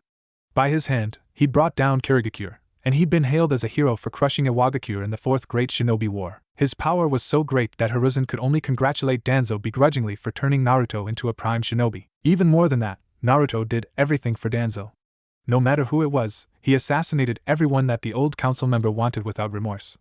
As a test, Danzo had even told Naruto to kill the ramen shop owners. The blonde presented their heads to him a half-hour later. It wasn't only that, Danzo had picked the blonde's mind clean and he learned something amazing. Not only was this the only elemental nations, but it was also an imperfect world. The very concepts and laws of chakra had changed and this Naruto was way more powerful than he thought before. When he asked the blonde who he saw, he was nearly stunned by the response. I am Emperor Uzumaki Naruto, first of his name. heir to the Senju and Uzumaki clans. Son of Senju Minato and Uzumaki Kushina. I am the unifier of the elemental nations into the United Nations of Elements. I am the sage of pure chakra and the host of the 9th chakra god Kyuubi, he replied. So this wasn't a Naruto from this world. He was a Naruto from another world, and with this knowledge, Danzo wasted no time in getting the Kyuubi Jinchuriki to teach all the root forces pure chakra. Unfortunately, it seemed he couldn't because even the earth itself contained impure chakra, so that led the wizened old man to researching these things. He spoke with Orochimaru about this research, and with such time it wasn't long before not just root, but all of Konoha was learning of pure chakra. Its power was phenomenal. The chakra they'd used before just couldn't compare to it. With this power, there came the 5th Great Shinobi War. Konoha invaded every other village. All minor nations, countries, and the last 3 great nations had no chance. Konoha was stronger, faster, more powerful. It was everything Danzo dreamed of. Because of his accomplishments, Hiruzen nominated Danzo for the Godame Hokage position and no one refuted it. The Fire Daimyo, from years of blackmail and careful planning, was not but a figurehead to agree with every one of Danzo's policies. The years passed more and more as Danzo leaned back in his chair, reviewing his life. Who would have thought that just defeating the Kyuubi Jinchuriki would have yielded such benefits? With the blonde's might, and with his leadership, Konoha had become the supreme power over the entire world. There were no 5 great nations, there was only one, Konoha. The other 8 Jinchuriki had joined the 9th as his personal bodyguards. Do you now see, Naidame-sama? I should have been the Sandaime Hokage. Not Hiruzen. Konoha has become the most powerful nation in the whole world. Even the Akatsuki have been subdued. Uchiha Sasuke and Uchiha Itachi, both are beneath my will. All our enemies have been crushed. Not even Orochimaru could best Naruto, Danzo thought with a smile as he touched his head. Stand, he suddenly said. Soon 9 members appeared before him. Each of them in dark cloaks. Q, come, he said. Naruto stood up and moved forward until he was in front of Danzo. The Godame Hokage took off his head. Give me your mask, he said. Naruto took off his Umbu-root mask and handed it to his Hokage without a word. You've served me well. You've operated in the shadows, the very roots of the great tree, but now it is time that you shall water the roots and spread them further. From this day forward, you shall be the head of the root division. All root operatives shall take their orders from you now. Work for the good of Konoha, work for the good of your Hokage, and always remember where your true loyalties lie, Danzo said while Naruto bowed. Danzo smirked before he returned to his seat. Suddenly, he felt something wrong. He turned around, but he just saw Naruto and the other 8 Jinchuriki still bowing. Perhaps I've been working too hard, he thought before he sat back in the Hokage seat. Disperse, Naruto said, and the 8 Jinchuriki vanished away. The blonde offered one more bow before he left as well, but Danzo would never forget the smile on the agent's face before he disappeared. However, he didn't focus on it too much. Instead, he leaned back in his chair and sighed. So much work finally accomplished. Finally, Shimura Danzo was not only the Hokage of Konoha, but of the whole world. Over 60 root operatives stood without a word as Danzo knelt on the ground, a wide smile on his face while a young Naruto had his hand over his head. Enjoy your dream, Shimura Danzo, for you shall never leave it until you die, Naruto thought with a grin. All those Sharingan, and the man couldn't even break out of a relatively simple genjutsu. It seemed he had a lot of work to do. Now then, I think I'll help myself to some much-needed information, the Kyuubi Jinchuriki thought as his hand turned white with chakra. He closed his eyes and ran through all of the old elder's memories. His lips curved upwards when he saw the Shodaime and Naidame Hokage. He also saw something interesting. So Namake's Minato, this Naruto's father, isn't the same as mine. He's not the son of Senju Tsunade. Instead, he was an orphan. What is with blonde men liking redheads? Then again, maybe I can't talk, he chuckled to himself. Once all the memories were taken, Naruto withdrew his hand and turned back to the remaining root members. Any complaints? He asked. No, Naruto-sama, they all exclaimed. They all had heard Shimura Danzo many times state to them that his word was law. They were to follow any and all orders from his mouth. So they all heard, without a doubt, their leader hand control of root over to Uzumaki Naruto. All orders were to be taken from him. Uzumaki Naruto's word was law, and not even Danzo could revoke such a status. Good, then we'll start working tomorrow when I get back from my little training exercise. All of you head to your rooms. You're not Konoha shinobi anymore. You are my warriors, the army of Uzumaki Naruto. You're more than Konoha. We are not the root that protects the great tree. You are the root that expands beneath the very world. Without it, no nation has substance. You're dismissed, he said, and the root operatives vanished as their presence was not needed. Meanwhile, Naruto turned back to Danzo. Now. What do I do with you? He thought before he smirked. Alright, Danzo-kun, you like to rewrite memories, then allow Naruto to give you some new memories of your own. The old man still had his use after all. Summoning for someone to get the incapacitated man, Naruto returned home. As he sat on his bed, he yawned. It was later than he'd expected. His clone was already asleep. He dispelled it, and soon all the exhaustion hit him. Fuck, how could people order so much ramen? Well, I guess it's nothing compared to the numerous paperwork I had to deal with, he thought as he sat on his bed. He changed his clothes and soon, his head fell into his pillow. He'd work on sorting all these memories tomorrow. Right now, he was fucking tired. Unknown to Naruto, a pair of eyes were upon him. They narrowed before they vanished with the wind. Morning came a little too quickly for Naruto's liking, but such was life. As he opened his eyes, he noticed he wasn't alone. He noticed a young girl in her umburud attire kneeling before him. She seemed to be 1 or 2 years younger than him. He scratched his head. "Who are you?" he asked. "I have no name, Naruto-sama," she replied. He looked at the time. It was almost time for him to meet with his team. Fuck, only 4 hours of sleep. Good thing he'd already been used to nights like this. The young man had to admit, having a young body had its perks. Everyone's got a name. "Should I call you nothing?" he asked. She bowed lower. "If that is your will, Naruto-sama," she answered. Great. Of all the things he needed, drones were not one of them. That's one thing I'll have to work on removing from them all. It'll be even harder on most of them since they've been in this root organization for so long. Shimura-kun did quite a few detestable things to them, Naruto thought as he removed his covers and got out of bed. He sighed. "Then what were you called before I took over?" he asked. "I was not assigned a codename before your presence, Naruto-sama. I was advised to come to you for my first orders. I was to receive them from Danzo today," she answered again. Naruto sucked his teeth. "Remove your mask." "Let me see your face," he ordered. The young blonde saw the girl remove her root mask without hesitation. She placed it on the ground and he quickly took notice of the pupilless eyes. A hyuga. One with the caged bird seal. That type of jutsu was only used on enemy shinobi for information. It was outlawed before my time, he thought. The young girl stared back at him with neither a smile nor a frown. He noticed her long, brown hair and her olive skin. In a way, she looked more like a member of Kumo than a member of Konoha. You're cute, he said, more to himself than to her, but she merely stared back at him. It was almost like she didn't even hear the compliment at all. "Stay there," he said. She nodded and he walked into his shower. He bathed himself and brushed his teeth. He then ate a light breakfast of cereal, milk, and buttered bread. Once that was done, he got dressed. "Well, it's not my will to have you be without a name. Since you're smaller than me of all people, I'm gonna call you Small Blade. That'll be your code name. As for your real name, that'll be up to you," he said as he reached beneath his bed and pulled out about 5 columns of books. "Here, read these whenever you want. Pick a name that you like and that'll be your name from now on. Now, follow me," he said as he led her to his dining room area. He then prepared her a breakfast as well. "Eat and stay here if you'd like. You'll be my second in command, one I shall groom above all others. Understood?" he asked. Small Blade nodded. "Understood, Naruto-sama," she said. The young man grabbed his backpack filled with supplies. He doubted he would need it, especially given the skill level of this new world, but he'd rather not test out that theory. Once he left, Naruto quickly found his way to the third training ground area. The dew from the grass wet his feet, but he kept moving. In time, he saw his 2 teammates walking as well. Both of them looked utterly exhausted and miserable. Then again, the Uchiha always looked miserable from what Naruto could tell. Morning, Sakura yawned while the 3 gathered. "You 2 didn't eat, did you?" Naruto asked with folded arms. They both glanced at him. "Of course not. Kakashi-sensei told us not to, you idiot. Don't tell me you ate," she replied before she shivered when the blonde casted a harsh glare on her. The pink-haired girl quickly took a step back out of fear. The Kyuubi Jinchuriki shook his head and sighed. "And if Kakashi-sensei told you that to take the survival course you had to cut off your arm, would you?" he asked before he turned around and leaned against the fence. Sasuke eyed Naruto for a moment. Sakura followed his gaze and shook her head. "Don't be so concerned with him, Sasuke-kun. He doesn't know what he's talking about," she answered. He glared at her, but he didn't say anything. Ever since yesterday, Sasuke had been trying to figure out what Naruto did that brought Sakura to her knees so easily. It was unlike anything he'd ever seen. Yet why did that dope have it?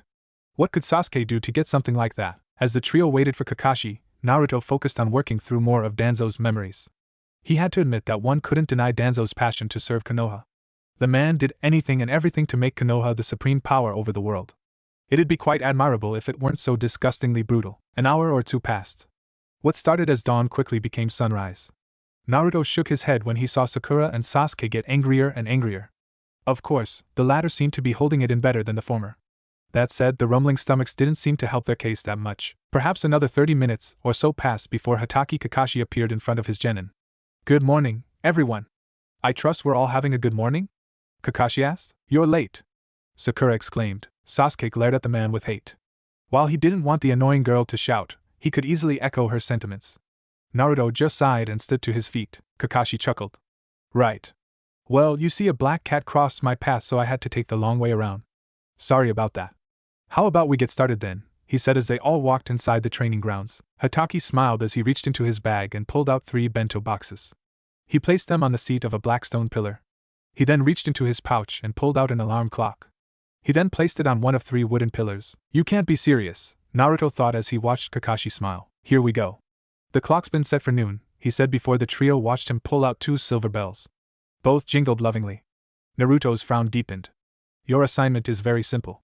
All you have to do is snatch these bells from me. If you can't get them by noon, then you'll all be tied to those posts without lunch, and you'll be watching me eat my lunch. Sakura and Sasuke quickly deflated. So Naruto was right to eat.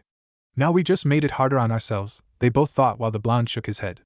If they couldn't even see through something like that, then they deserved their own suffering. However, the pink-haired academy student raised her hand. Wait a minute. There's only 2 bells and there's 3 of us. Did you make a mistake? She asked. Kakashi chuckled. Well, while I do make mistakes, this isn't one of them. It's quite simple. By the end of this, one of you is going back to the academy. In order to not go back to the academy, you'll need to get one of these bells. Best of luck to you, Kakashi said, which made Sakura and Sasuke widen their eyes. No! I will not go back to the academy. I will not get further and further away from him than now. Sasuke growled within his own thoughts. No! I can't be separated from Sasuke-kun. This is a trial of love. Sakura thought to herself. This is fucking stupid. Sasuke and Sakura, even Kakashi, widened their eyes when they all saw Naruto pinch the bridge of his nose. Kami, he could deal with a lot. He dealt with the chakra of this world, it fascinated him honestly. He could deal with the differences between this world and his. However, how long was he going to have to suffer this stupid shit? This system was fucking broken. Finally, Naruto sighed. He took off his headband. If that's the point of this test, Kakashi-sensei, then it's not needed. I'll go back to the academy. Actually, fuck this. I'll just exit the program. In fact, I resigned from Konoha in general. I'm leaving, the blonde said. This completely stunned everyone as Naruto stuffed his headband into his pocket. He'd have tossed it on the ground, but it was still Irika's headband. He wasn't that heartless. What, Naruto, what are you? Sakura stuttered. True to form, Kakashi didn't panic as he watched Naruto grab his bag. Giving up already, Naruto? I thought you were the man that would become Hokage. I don't think the Hokage are those who give up. Come on, it's not that difficult to test, he replied. Naruto snorted. The goading aside, you're right. It is an easy test. In fact, it's so easy it makes me wonder how this village is considered one of the strongest elemental nations. Look, I think this works out for all of us. Kakashi can focus on 2 students, Sakura gets to stay with Sasuke, Sasuke gets more time training with a powerful jonin, and I don't lose my fucking mind, the young man replied as he headed towards the door. Sakura blinked. Huh? It's an easy test? Then why aren't you doing it? She asked. Naruto sighed. It's easy and therein lies the problem. Besides, this isn't a dig at any of you, but you'd only slow me down, the blue-eyed boy said. That was the truth and not for the reasons they probably thought. He had to find out why he was brought here, and that would most likely lead him to places that those 3 couldn't go to. He didn't need their deaths on his mind, Sakura scoffed. What? We'll slow you down? In case you've forgotten, Naruto, you're the dead last of the academy. You had the worst scores compared to everyone else. If nothing else, you'd be slowing us down, especially Sasuke-kun. She fired back. While Sasuke wouldn't have said it that way, he couldn't deny Sakura's words. The fact that someone would say that he would slow Naruto down was the biggest insult he'd ever heard. He's more full of himself than the reports said. It makes sense given what Sakura told me yesterday. She said he spoke a word and she was forced to her knees, where he then proceeded to humiliate her. I might have to speak with Hokage-sama about this. I don't know what Konoha will do if he doesn't become a shinobi, Kakashi thought to himself. And what should we do to prove that we won't slow you down? Kakashi asked. Naruto frowned. So this Jinchuriki status is definitely more important here than in my world. Probably no surprise why. The Bijou, and by extension the Jinchuriki, were easily stronger than the Kage of their villages. It'd be a waste to not use them for their military purposes, especially not one like mine that's had such a rough relationship with Konoha. Still, there are obvious ways to get what I need, he thought before he sighed. He then walked back to the ground. Alright then. Let's have ourselves a little pre-survival course exercise bet. Let's not even kid ourselves with this exercise of yours. You wanted to emphasize teamwork between the genin. Fine, I can see the appeal in that, but there are times where no amount of teamwork will help you. Suffice to say, 1 jonin and 3 genin is way too inefficient. Convince me otherwise, he said as he grabbed the bells from Kakashi's waist. He then walked over to a tree and stabbed a kunai into it. He then placed the rope of the bells on it. Sasuke and Sakura looked at him like he was insane. Forget grabbing them. If you can even touch them, then I'll admit I'm wrong and I'll never bring up my thoughts again. Actually, better than that. Assuming we pass, I'll be everyone's pack mule for the rest of our time as a squad, he replied. Sasuke scowled. Us against you? Don't make me laugh. You've never beaten me in any spar and you want to take on all of us? You must be even stupider than your grades in the academy reflected. He snarled out, but Naruto wasn't perturbed. He rolled his neck. And here I thought you'd enjoy kicking me out, Sasuke. If I was really that bad, then you've got nothing to worry about, Databayo, he answered. The last loyal Uchiha frowned before he stepped forward.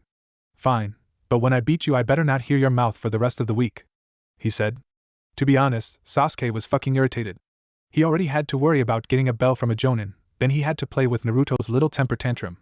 He just wanted to go home and train. Naruto! Just come to your senses. You won't beat Sasuke-kun, Sakura exclaimed. You should worry less about Sasuke and worry more about yourself, Sakura, Naruto returned, which made the girl gawk. Kakashi rubbed the back of his head. Ma, I suppose this has its purposes as well. All we have to do is just touch one, he asked. Naruto nodded. Kakashi sighed. Oh well, it was best to get things like this done quickly. The jonin had heard of the blonde's penchant for trouble. So just because a few chunin hadn't managed to catch him, he'd gotten a bit of a swelled head. The silver-haired man also heard that the boy managed to make even someone like Mizuki retreat, a pretty amazing feat for a failure of the academy. That said, perhaps it was time to introduce them to the big leagues. The one-eyed jonin quickly appeared behind Naruto. Sasuke and Sakura widened their eyes. He's so fast. I didn't even see him move. There's no way Naruto can stop him. That was the thought of both genin hopefuls. In a second, Kakashi would touch the bells and this farce would be over. That was what they believed. That was what should have happened in their heads. So why did they see Kakashi fly past them as he crashed through 1, 2, 3, 4 trees before rolling through the dirt for several feet? What just Sakura shivered as she and Sasuke turned their heads to the destruction behind them. She turned back to see Naruto staring at them without remorse. She then felt that same feeling from back in the academy. She felt this fear for her life. Was she going to die? Meanwhile, Sasuke stared back at Naruto. The blonde's gaze promised pain. He just sent a jonin flying? When did he get this powerful? The Uchiha thought before Naruto rolled his neck. We might have gone to the same academy, but we're not in the same class. If you think I'm wrong, then try and prove me wrong.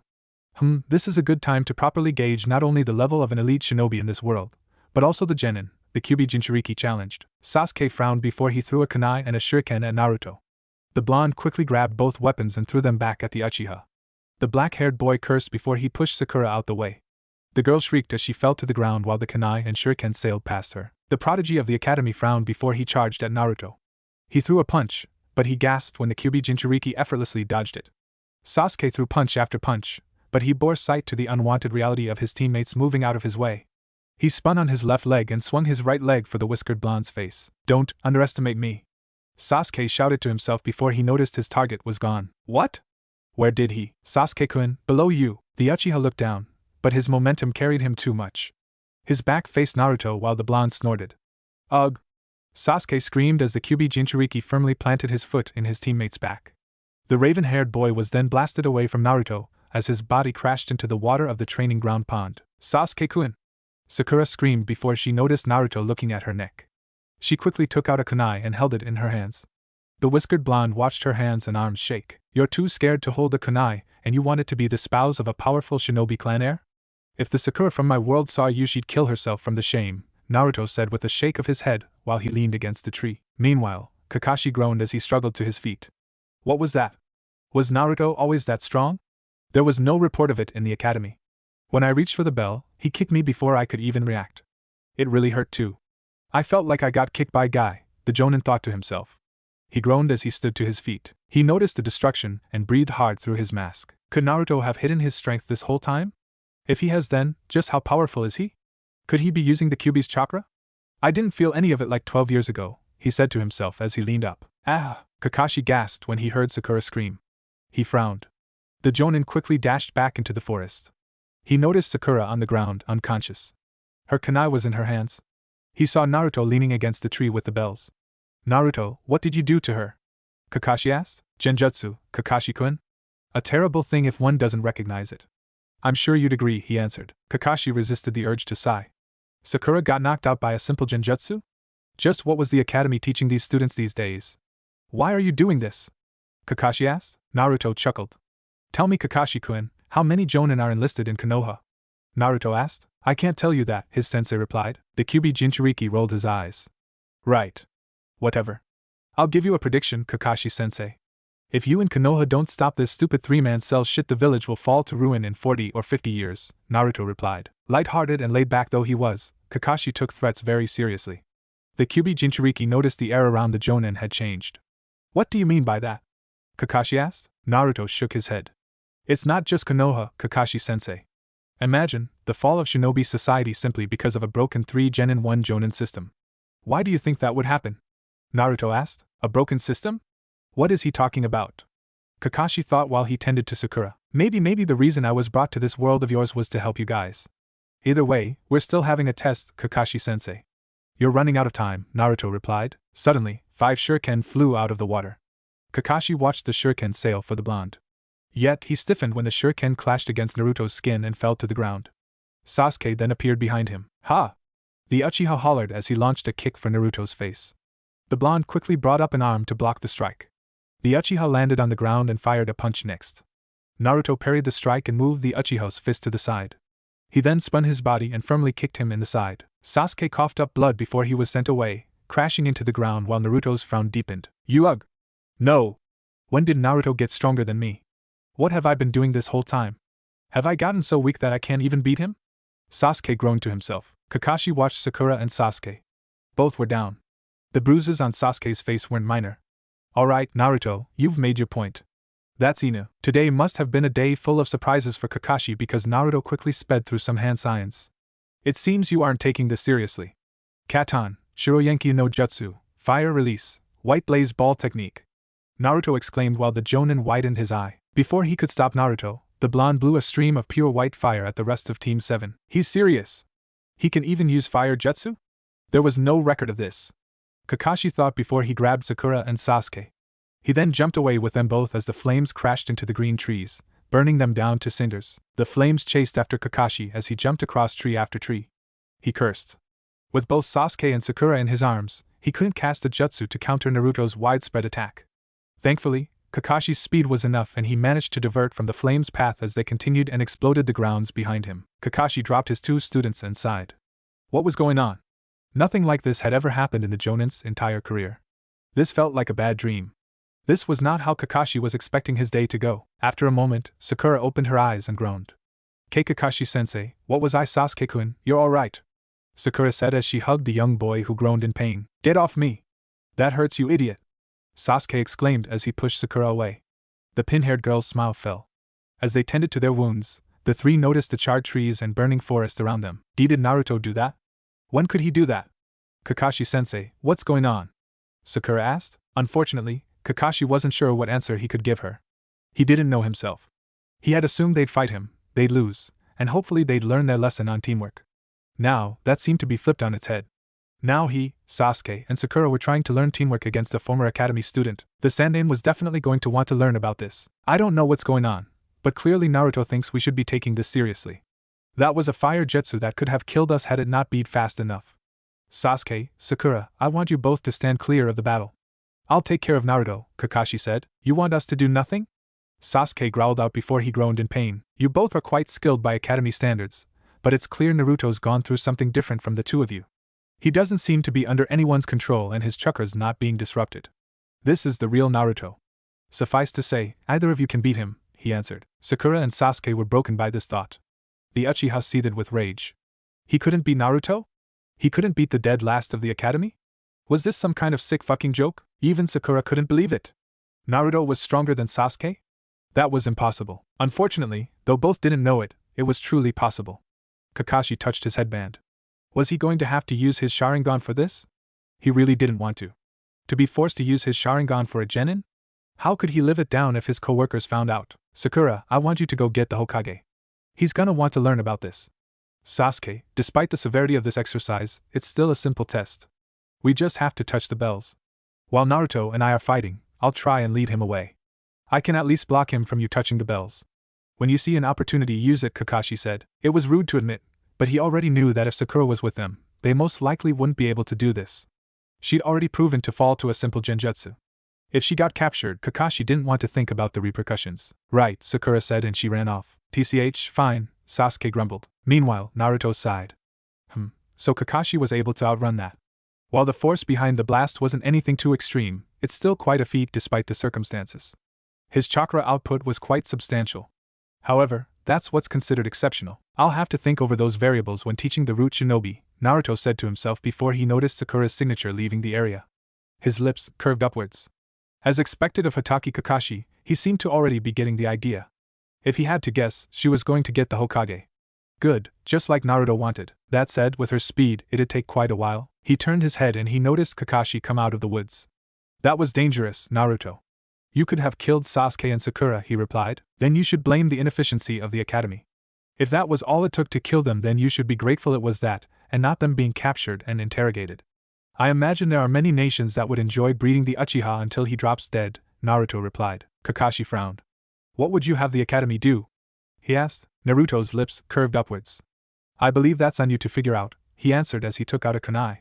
Kakashi did the same. The two quickly charged at each other, and the battlefield quickly became a flurry of punches and kicks. Kakashi and Naruto danced around each other, their kunai constantly clashing and clanging together. The Jonin attempted to grab at the bells sometimes, but the blonde's strength was not to be underestimated. Their kunai clashed again, the metal grinding against each other as their steps dug into the ground. Where is this strength coming from? My arm's shaking.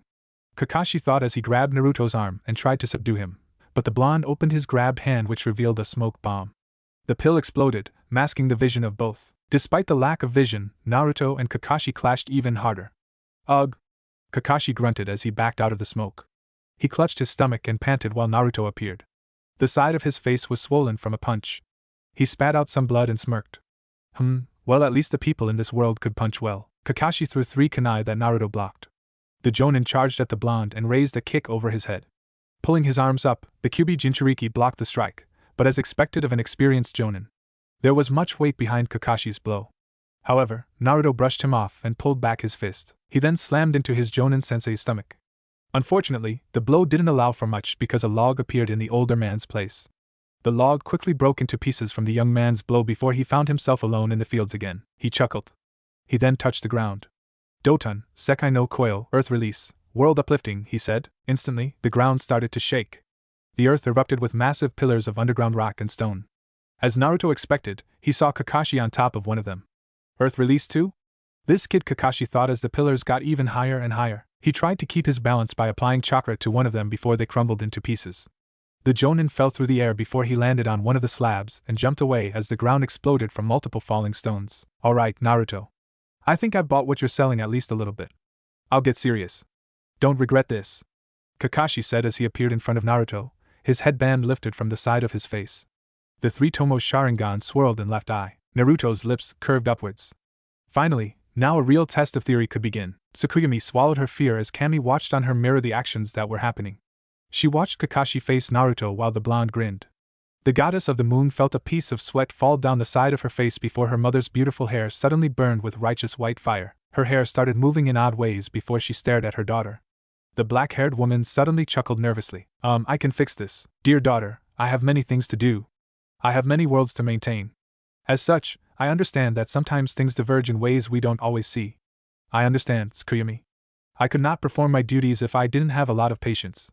So I shall allow you 2 human minutes to tell me how you plan to fix this, Kami exclaimed, her body blasting with divine power that made the goddess of the moon tremble. This was bad.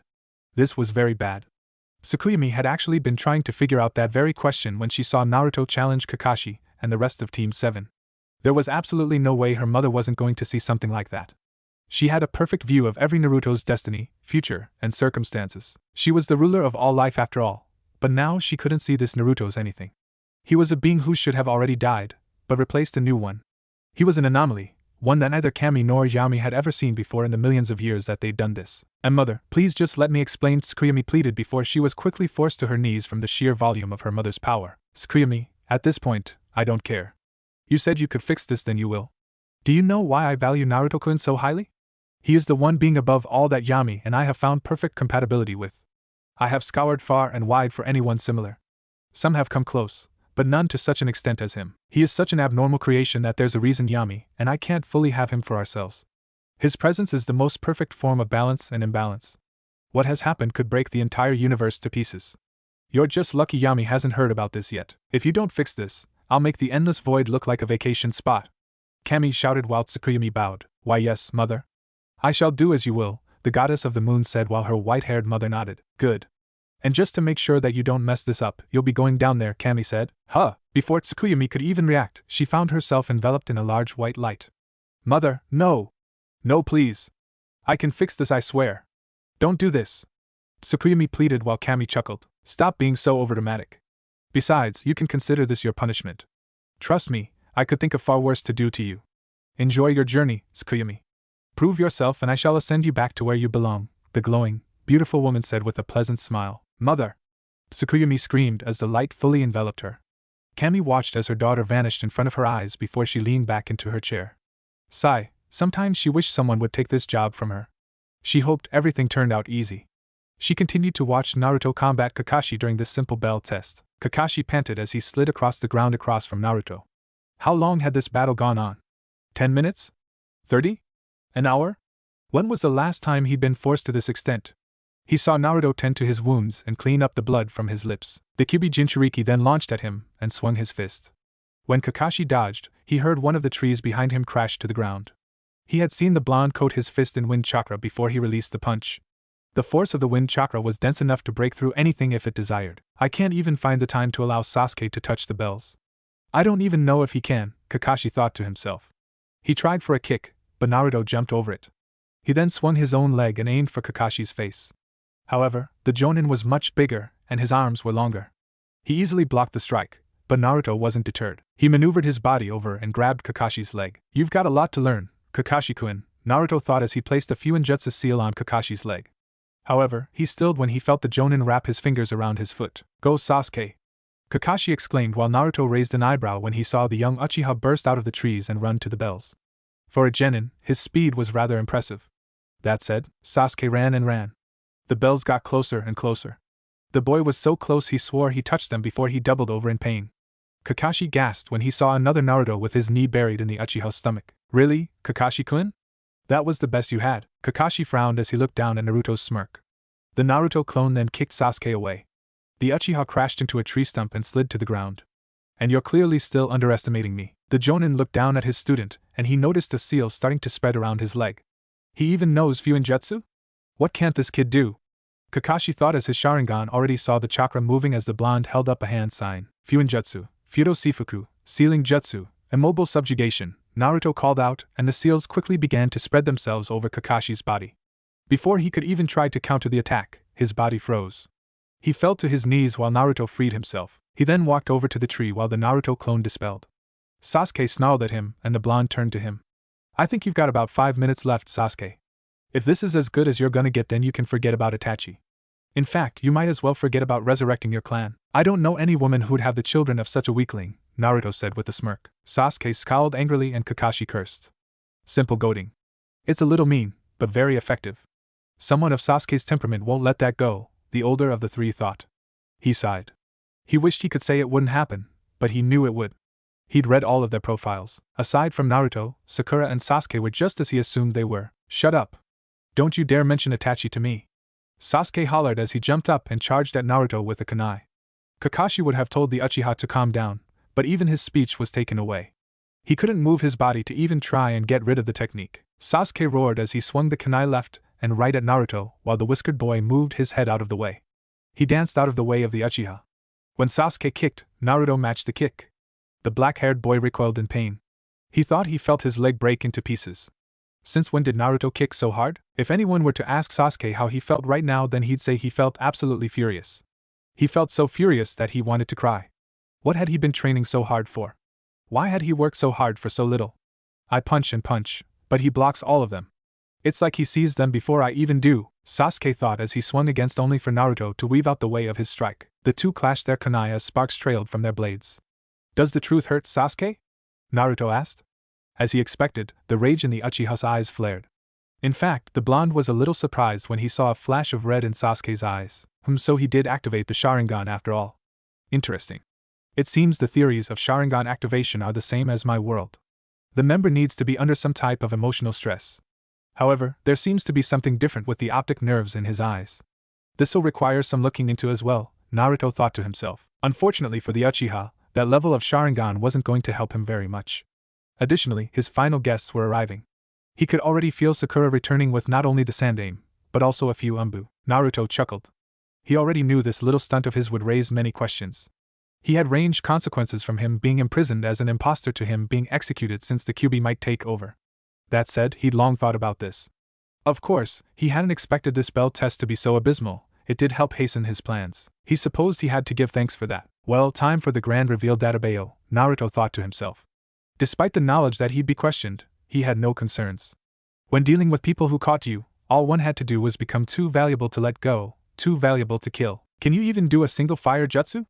It wouldn't even surprise me if you couldn't, Naruto snorted before he vanished in a burst of speed.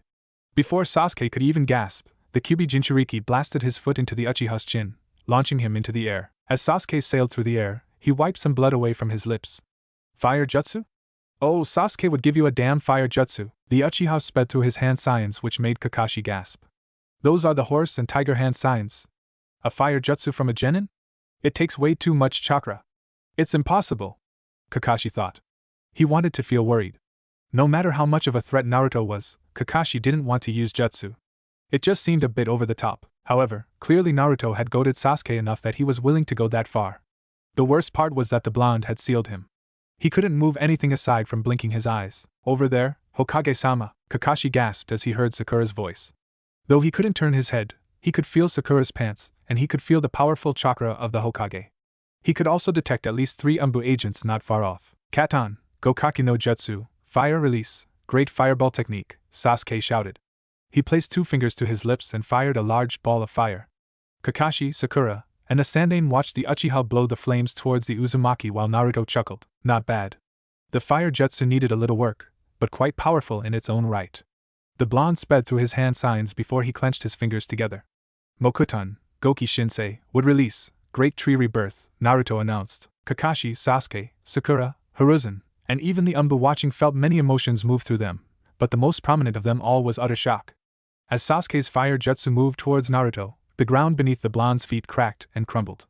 A large, thick piece of wood quickly sprouted from the ground. It broke from the ground and flew into the air. Almost instantly, branches with vibrant green leaves protected him. The fire jutsu clashed against the wood. Naruto can use the wood release of the Shodaime Hokage? That's impossible, Kakashi thought. Unknown to the Jonin, Hiruzen was having the same thoughts. He'd been surprised when Sakura came bursting into his door all but begging him to come to the training grounds. At first, he'd been worried that Kakashi went too far regarding Sasuke and Naruto, but it turned out to be the opposite. Naruto challenged Sakura, Sasuke, and Kakashi to get the bells from him.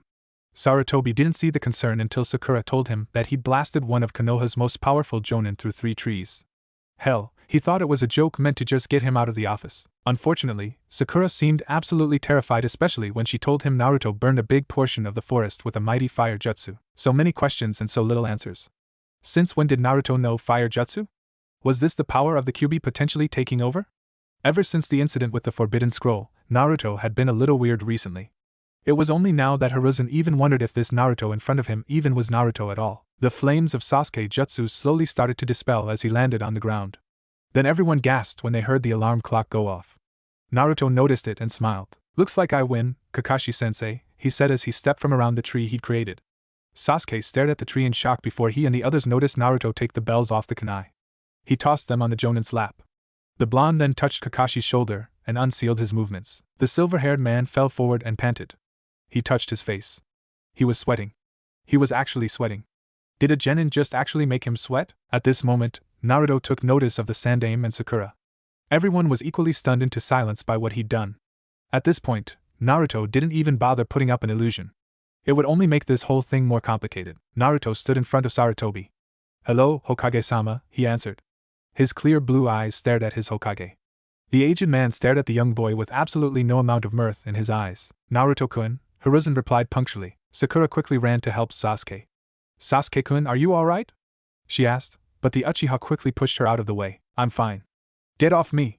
he exclaimed angrily while Kakashi caught his breath. Sakura tried to offer him an apology, but he didn't hear her. All of his attention had been focused on Naruto, and the most powerful ninja in the entire village. The two were just staring at each other. What is this pressure? I can't even breathe. It feels like I'm going insane, Sasuke thought. A pat on his shoulder moved his thoughts, and he noticed Kakashi steadying him. The three looked ragged as they watched the Kyuubi Jinchuriki and the Hokage stare at each other. Finally, Naruto held up his hands. No need for the glare, GG. I'll go with you and I'll answer any questions you wish, he answered. The Sandaime nodded. Good. You make this less hard for me, Naruto-kun. Come, Hiruzen said as the three Anbu came down from the trees and surrounded the blonde. He looked at them all and chuckled. Though he expected this, he could already tell this was going to be a long day. He wondered how Small Blade was doing. Naruto glanced back at his teammates and waved them off. Enjoy your lunch, he said as he was led away from the training ground. The three looked at each other before they surveyed the destroyed fields. The entire walk towards the Hokage mansion, no one said a word to Naruto. Of course, he didn't say anything to anyone either. He'd been well versed in the politics of silence and suggestive thought. He'd allowed the Hokage to come to his own decisions. Surprisingly, Naruto found himself not taken to the Hokage mansion. Instead, he was taken to the Intelligence Administration. When they stepped through the front door, the clerk gasped and stood to their feet. Hokage-sama. How may I help you? The clerk asked, saluting. Their eyes glanced at Naruto, who waved for a moment before turning back to Hiruzen. Thank you. Summon Marino Ibiki, Yamanaka Inoichi, and Nara Shikaku. I wish for a room to be set up immediately, Sarutobi said. The clerk agreed and they quickly ran off. Not even 5 minutes later, and Naruto was being led down a few flights of stairs. All around him was a table, his chair, another chair, and stone walls. After a moment, his arms were chained to the table and his legs were chained to his chair. There was also a large one-way see-through window to his left. Guess who could see through which part of the window? Hint, it wasn't him. The blonde tested the iron for a moment. Chakra draining seals. Must have been made for people like me. Quite fascinating actually, Databale. I should study these when I get the chance. There's probably a correlation between the levels of impure chakra and the strength of the seals to contain them. I'm also getting hungry, Databale. On the other side of the mirror, Hiruzen observed Naruto. As far as he knew, the blonde was doing what Naruto would do. Yes, that sounded weird to say to him as well. The young man absently kicked his legs or tapped the table with his head in his other hand. Hiruzen didn't wish to appear soft, but he actually felt like he just jailed a young man rather close to his heart. It wasn't a great feeling. The door to his left opened. The Hokage noticed 3 tall men, one with a bandana, another with pale blonde hair, and the last with pineapple-shaped hair, come through the door. 2 of them wore dark green shinobi flak jackets, and the other wore a gray shirt and pants with a black trench coat. You called for us, Hokage-sama? The one named Inoichi asked. The 3 of them quickly noticed the Anbu and the one in the room. The aged Kage slowly nodded. Indeed. Thank you for coming to me despite your busy schedules. As you can see, we have Naruto-kun chained to a table, Hiruzen said. The one named Ibiki frowned. So what trouble did he get himself into this time? He asked with folded arms. Yeah, he's a troublemaker all right. First the Forbidden Scroll and now this. I'm inclined to agree with Ibiki. Why are we here? Shikaku asked. He hoped he didn't come off as rude. He had been eagerly for Nara, waiting to hear that his son had passed the survival test. It was the same for Inoichi. Hiruzen exhaled and looked at Naruto. Naruto-kun had his survival test half an hour ago, he said, which got their attention. And? Ibiki asked. Sarutobi turned to them. From what his female teammate, Sakura, told me. Naruto said the test was fucking stupid. I'm told he did this after Kakashi tried to perform the twin belt test. He then said he gave up. He didn't give up going to the academy. He didn't give up becoming a Konoha shinobi. He gave up becoming affiliated with Konoha at all, Kakashi replied, which got shocks from the 3 men and the Anbu in the room. That is distressing, Inoichi said. Sarutobi agreed, but he continued. Kakashi insisted that Naruto still try. So, Naruto decided to do a different test. After some words, he challenged Kakashi, Sasuke, and Sakura to simply touch the bells and he'd fail the test, the Sandaime said this time. Shikaku tried to not laugh. Well, he's good for a laugh if not much else, the Nara had said, but Inoichi and Ibiki noticed the uncertain look in the old man's eyes. I take it something went wrong. It sounds insane enough that a boy, not even a genin yet, would challenge not only one of the most talented jonin in Konoha, but also the best academy student of the year, Uchiha Sasuke. What happened? Inoichi asked. Sarutobi sighed, almost as if trying to believe this story himself. Well, Sakura said Naruto kicked Kakashi through 3 trees. He also burned almost half the training ground forest down with a large fire jutsu, Hiruzen said. No one was quite sure what to say to that. The 3 looked at the Hokage like he was insane, but the look on his face made them all shiver. Hiruzen wished he wasn't, but he'd seen the battlefield. It was completely destroyed. Did he use the Kyuubi's chakra? Ibiki asked seriously, not that there were many occasions where he wasn't serious. That is what I'm trying to determine, but it doesn't seem like it. Also, that's not the most surprising part, he announced. Shikaku pinched the bridge of his nose. It's not. Well, what else is there? he asked. Of all the things he was expecting to hear, this was not one of them. He was already trying to figure out how the last of the academy overpowered one of the strongest jonin. This sounded like something out of a damn novel. He subdued Kakashi with a Fuin seal. He must have done something to goad young Sasuke because the Uchiha released a fire jutsu. Then, Naruto-kun blocked it with the wood release of the Shodame Hokage, he answered. What? He used the wood release of Shodame-sama? Inoichi asked. Had he heard that right? Hiruzen nodded. Indeed. I saw it when I entered the field myself, the Hokage replied. Just like Tenzo, Shikaka said with a frown. I dare say it was much better than even Tenzo, Sarutobi answered. The three jonin looked at each other. They then looked at Naruto. The young man was staring at the ceiling, obviously bored out of his mind. So he could combat a jonin, use Katan Jutsu, shadow clones and sealing jutsu. He can also use wood jutsu? Shikaka asked. Hiruzen nodded to all of it. Are we even sure this is the same brat? Ibiki asked. That's what I've called you three here for. I'm here to figure that out. I'd like to. Sarutobi paused when he heard Naruto knocking on the table. They all looked to see the blonde staring at the mirror, so I assume someone's talking back there. Hey Gigi, if you're listening, can I get some food?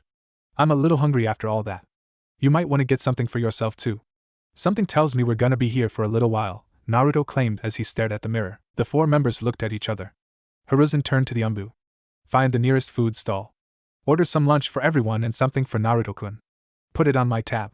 So far, Naruto-kun's been sensible. If we can all remain calm here, then I will acquiesce, Sarutobi said. Understood, Hokage-sama, the agent said before they disappeared. 20 minutes passed before the lunches were delivered. Hiruzen stepped into the room.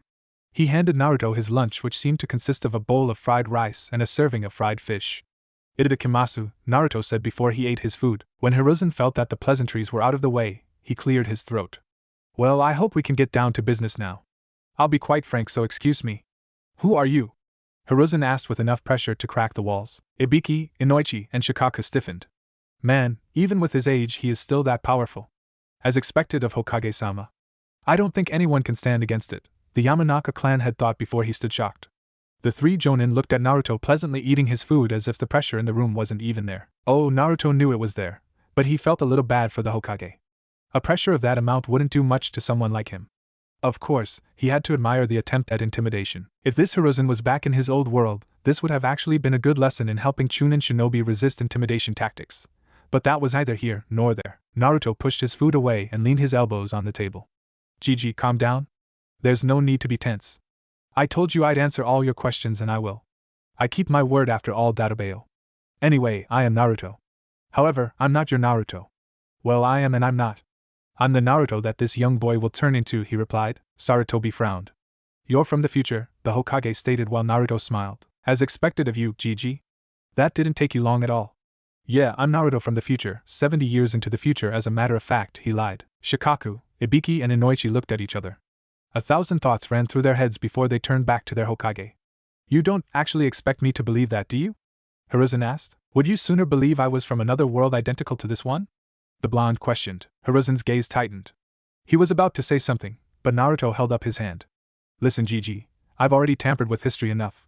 Hell, I'm already tampering with more than I wanted. But this was the only way I could get your attention without you thinking me insane. Naruto lied again. He'd gone over this scenario a few times while he waited for Kakashi to arrive at the training grounds. How can I believe you're from the future? Hiruzen asked. Naruto scratched his chin.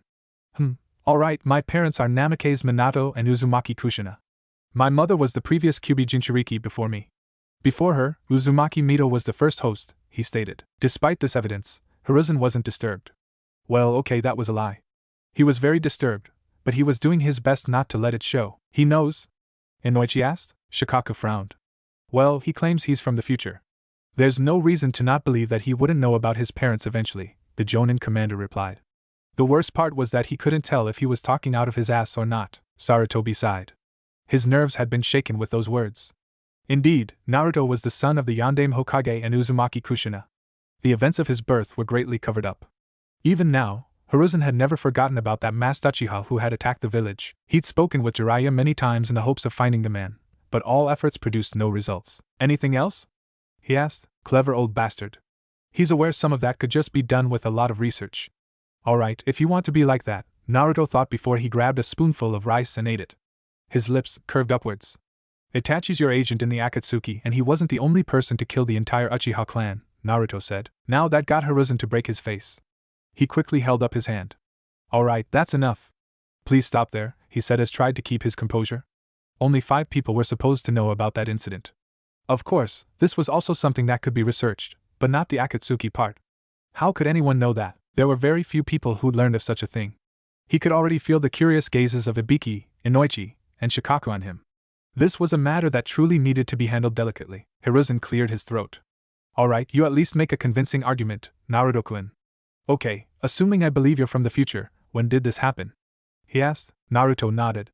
Well, assuming things have transpired the same as before, then it was about a week before today. I woke up like this and realized the jutsu worked, and Gigi, I'll be frank. While it's good to see you again, I can see why Konoha ends up the way it does, Naruto said. Hiruzen frowned. What do you mean? He asked. The Kyuubi Jinchuriki sighed and leaned forward in his chair. Gigi, do you know why I had to come back to the past? To save not just Konoha, but all the elemental nations. I'll tell you this right now, these 3-man cells, these lessons on chakra, these types of jutsu, they are all inefficient. It's coming, Gigi, an enemy that the elemental nations aren't ready for, an enemy that none of us can beat unless we stand together right now. It is the end of the world. Naruto replied. Well, that's not ominous, Ibiki said while Inoichi and Shikaku shushed him. The Sandaime leaned forward. What do you mean the end of the world? He asked. Naruto closed his eyes and sighed. Gigi, there is a threat out there much stronger than Akatsuki, stronger than the Bijou, stronger than anything the elemental nations are prepared for, he said with a great amount of dread in his voice that made Hiruzen, Inoichi, Shikaku and Ibiki feel the same. A threat to the elemental nations? What does he mean we're inefficient? These were policies and strategies implemented by the Nidaime Hokage that even the other nations adopted, Inoichi said while Shikaku placed a finger to his chin. I will admit the 3-man cell has some issues, but the benefits greatly outweigh the negatives. I feel we're missing something, Shikaku said. Let's be sure we pay attention then, Ibiki said. The others agreed while Hiruzen held up a hand for some time to think. Wait a moment, Naruto-kun. What is this threat? What is this threat that will destroy the elemental nations? He asked. Naruto's eyes narrowed. Tell me, Gigi, what do you know of the Sage of 6 Paths? Naruto asked. Sarutobi raised an eyebrow and thought for a moment. The Sage of 6 Paths. He was a godly figure that many believe the Senju and the Uchiha originated from. He is the one who gifted chakra to the world. It has been rumored that every Kekkei Genkai originated from him, the Sandaime said while Naruto slowly nodded. And where do you think the Sage of 6 Paths came from? He asked. Behind the glass, Shikaku frowned while Ibiki snorted. We're being attacked by a rumored deity? Rumors go as high as the Sage of 6 Paths being the child of Kami. It's a story parents tell their children, the bald man said. This was ridiculous. The head of the Yamanaka clan thought differently. People also tell their children scary stories about the Kyuubi, Inoichi replied. Ibiki's frown deepened. Naruto leaned forward. You might think my point might be a little ridiculous, but Gigi, imagine an entire clan of the Sage of 6 Paths, and the sage is amongst their weakest members, the blonde said. Why do I feel like they're talking about a fairy tale? Ibiki asked. Shikaku scratched his scalp. It might actually be like that. That's just how incredulous it seems. Never mind the Sage of 6 Paths being real, but if we're talking about an entire clan of people like him, then I can see why he would say the elemental nations wouldn't survive, the Nara had said. Unfortunately, while this little fib might seem like nothing, it was actually very real. Naruto had faced them before. The people of the Sage of 6 Paths. The United Nations of Elements had faced that before and barely survived. Naruto never forgot the power of the Otsutsuki clan, or what would be his world's version of that clan. If that clan existed in this world, then he could only hope both clans never met. He still remembered battling the matriarch and patriarch of the Otsutsuki clan, the proclaimed children of Kami. He'd fought them both for days. It had taken him and the full power of the Bijou gods to take them down, and even then he couldn't kill them, he could only suppress them. Hiruzen stared into Naruto's eyes. He could tell the blonde was serious. The young man looked at him like a man who'd seen such terrible fates that befell his people. This all sounds very far-fetched, he said honestly. I'm sure it does, but you'd better believe me that unless all the nations put aside whatever grudges you've got and start improving, then the only thing waiting for us is a dead planet, Naruto answered. Ibiki, Inoichi, and Shikaku weren't quite sure what to think. This all sounded very surreal. Talks of the end of the world, the Sage of 6 Paths, people just like him. Just what was this turning into? While Konoha was talented, none of them were what someone would call godlike people. Could they combat such people? Would you give me a moment, Naruto-kun? Hiruzen asked. Sure, he answered as he picked through his now cold food. Hiruzen stood up and exited the room. He rejoined the 3 jonin. What do you think? He asked. I see why he said we would need lunch. This is too much to process. If he's lying, then he's damn good at it. I haven't noticed anything out of line. If he is telling the truth, Then may Kami have mercy on us, Inoichi said. It's a matter of if traveling to the past is even possible, Shikaka then said. I don't think we're gonna be able to come to terms with something like that so easily. He comes from a time in our future, supposedly. Who knows what they'll learn? All that matters is there is a potential threat that basically overwhelms the entire world. Inoichi, could you scan his memories? Ibiki asked. The Yamanaka clan had placed a finger to his chin. I could. He's been cooperative so far, but it's also a matter of what do we do if he's right. Shikaku scratched his chin. That's an entire problem in and of itself. However, we should first confirm his story, the Jonin commander said. Meanwhile, Naruto thought over this plan. While the lie wasn't what he wanted to do, he found this to be a good time to actually fix most, or at least some, of Konoha's problems. If he was able to come to another world, then he couldn't say for sure that other enemies couldn't. Even now, he contemplated going back to his world, but he wondered if he even could. He still held the belief that sometimes you just gotta let the new generation handle its own problems. The blonde noticed the door open. In came Yamanaka Inoichi and the Hokage. Naruto took note of the Jonin uniform.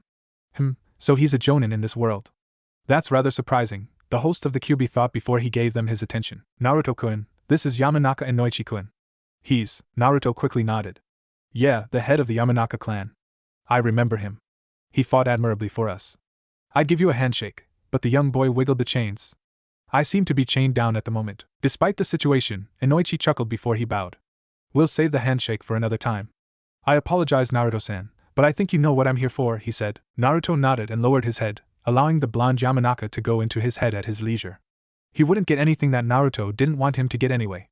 I understand, but Inoichi-san, I'm a little low on trust at the moment. I'd advise against you looking into your own future too much. It doesn't usually turn out well, he replied. Noted, Naruto-san. Thank you, Inoichi said before he laid his hand on his head. He then coated his hand in chakra. For the next 30 minutes, Naruto allowed Inoichi to enter his mind, and to say that the Yamanaka was stunned was an understatement. He'd seen the fights that happened, and he'd seen the destruction. Numerous human corpses laid together in hundreds of roads as combined shinobi fought against people with skin as pale as gray snow. The things Inoichi had seen, he wondered if he was looking at the future or if he was looking at a movie. Is this even ninjutsu? Inoichi thought as he saw explosions crush mountains. He watched Naruto perform vast wood-release techniques. He saw things he thought he'd never see in his lifetime. However, as Naruto explained, the battle was indeed getting harder. The elemental nations were overrun and destroyed one after the other. Unfortunately for Inoichi, Naruto was already a step ahead of him. The blonde had placed several measures that retold the events of his memories and the battle. What the Yamanaka was seeing was perhaps a soft version of the war on Naruto's original world. He watched how many people were killed and how shinobi and kunoichi, his daughter included, worked hard to protect the whole world. By the time he was done, Inoichi removed his head from Naruto's head. He staggered back for a moment and placed his hands on the table. Let's give Inoichi-kun a moment, Hiruzen said as he led him outside. After 5 minutes of rest, Inoichi sighed. I don't know if it's the future or not, but if it is, then I don't think even Kami can help us. Those were indeed his memories, he said. Shikaku, Ibiki, and Hiruzen stood concerned. This is troubling, the first of the three said. Yes, but even more than that, the chakra they used. It was unlike any type of chakra I'd ever seen. As you all know, the color of chakra depends on the individual, but no matter who I looked at, all I could see was some type of white chakra. I'd never seen anything like it. From his memories, it's called pure chakra. Inoichi said. The head interrogator of the TNI department raised an eyebrow. Pure chakra? What the hell is that supposed to be? He asked. Based on observation, it's supposed to be chakra with no impurities, taken and absorbed from the earth itself. Apparently, Naruto-san discovered it and began teaching it to the rest of the nations. I think if he had more time, the battle might have turned out differently, the mind reader explained. I'm still a little skeptical of this time travel story, but I won't deny Inoichi's expertise. If he says those are Naruto-san's experiences, then I believe him. The only problem is we don't know what we're looking for, or who our enemy is. Even Naruto said he doesn't remember when they came to challenge us. If that's the case, then it could be that they're already out there. For now, I recommend working with him and keeping him under surveillance. I would like to know what's inefficient about our methods. It is your call, Hokage-sama, Shikaka said. Indeed. However, we must also remember that he's not a shinobi just yet. Additionally, he did beat Kakashi, Sasuke-kun, and young Sakura. I'm told it was under the condition that he'd go back to the academy, or quit being a shinobi if he lost. It seemed this was to get our attention, Hiruzen said. Well, it definitely worked. But there is also a question of what to do with him.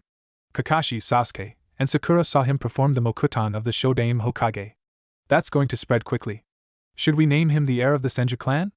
Ibiki asked. Perhaps it's not impossible that Naruto-kun would have such an ability. The Uzumaki clan, the clan of his mother, were distant relatives of the Senju clan. Uzumaki Mito was Hashirama-sama's wife.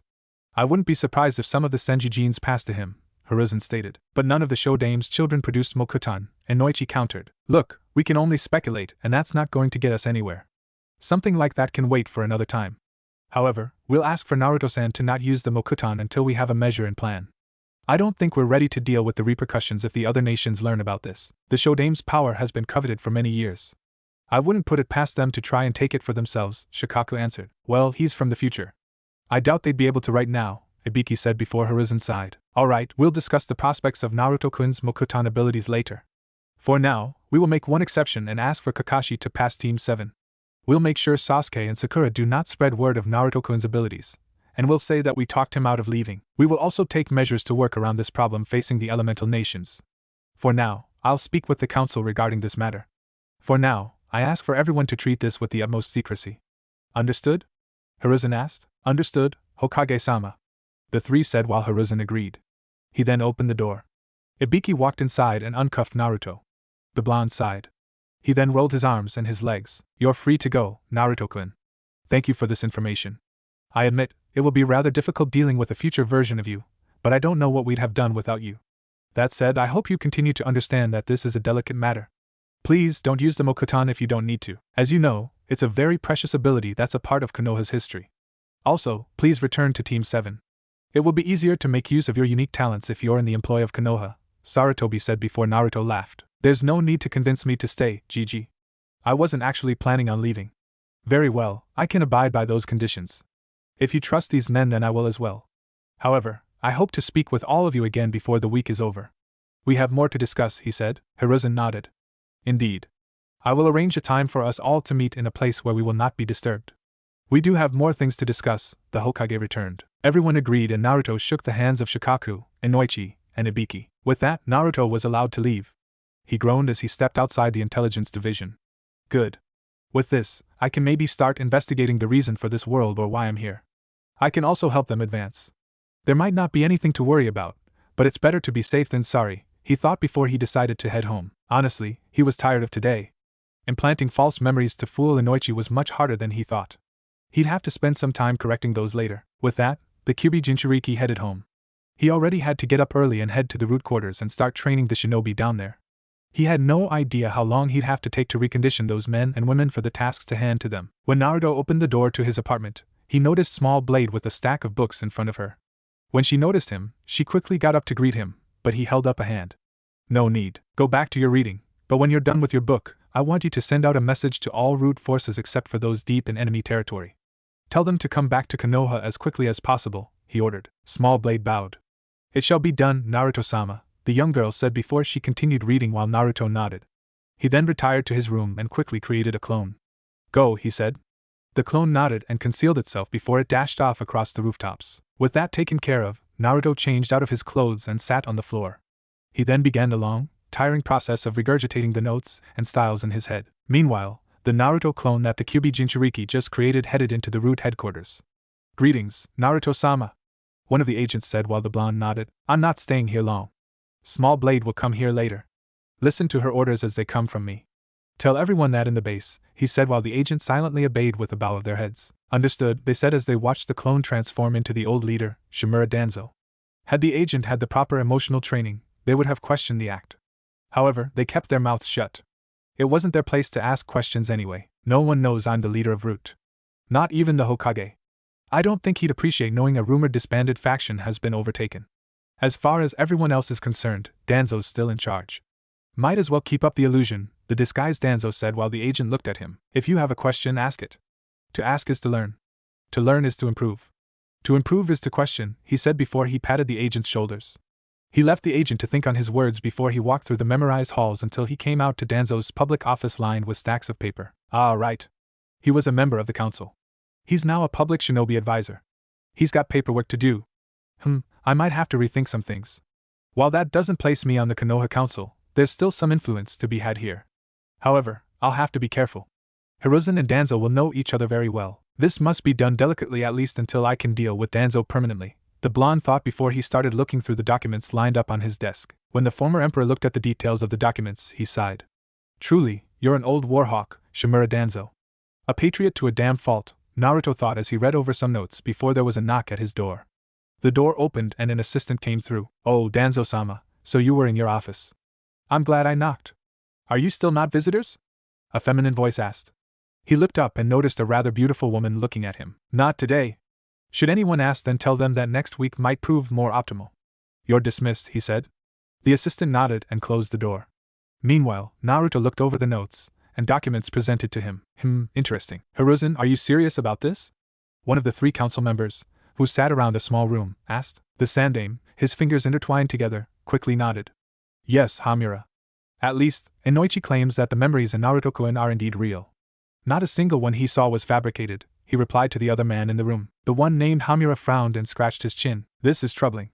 I had not thought time travel possible, but one does not know what progress the future makes.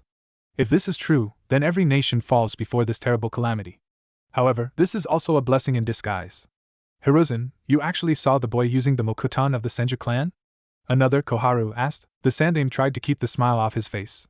It seemed that despite the danger, both council members were intrigued regarding the blonde's connection to the Senju clan.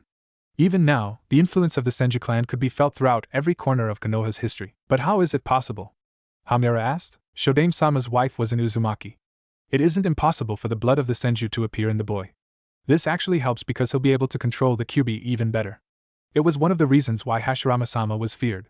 His wood release could contain the bijou. It also wasn't artificial like with Tenzo. It must be a sign that the world is not ready for the Senju clan to die just yet. If he does have Senju blood, then it will be a comforting sign to have a Senju back in Konoha," Koharu replied. Hamura nodded. "Indeed. It must be a stroke of fate that we would have a Senju, Uzumaki, and Uchiha all on one team. However, we will have to be careful. Many know of the war between the Senju and the Uchiha. Young Sasuke will learn about this, if he hasn't already," the man said. Hiruzen watched the 2 talk before he held up his hand. "We shall decide such a thing later. Indeed, it is comforting to know that Shodame-sama's ability still lives on. However, remember that it wasn't supposed to appear now. Naruto claims he discovered it when his life was on the brink of death fighting these invaders. Unfortunately, we don't have much information on them. Though Naruto-kun claims they just showed up one day, I don't believe this was done in a vacuum," he answered. "You believe it was planned? It could even be happening right now?"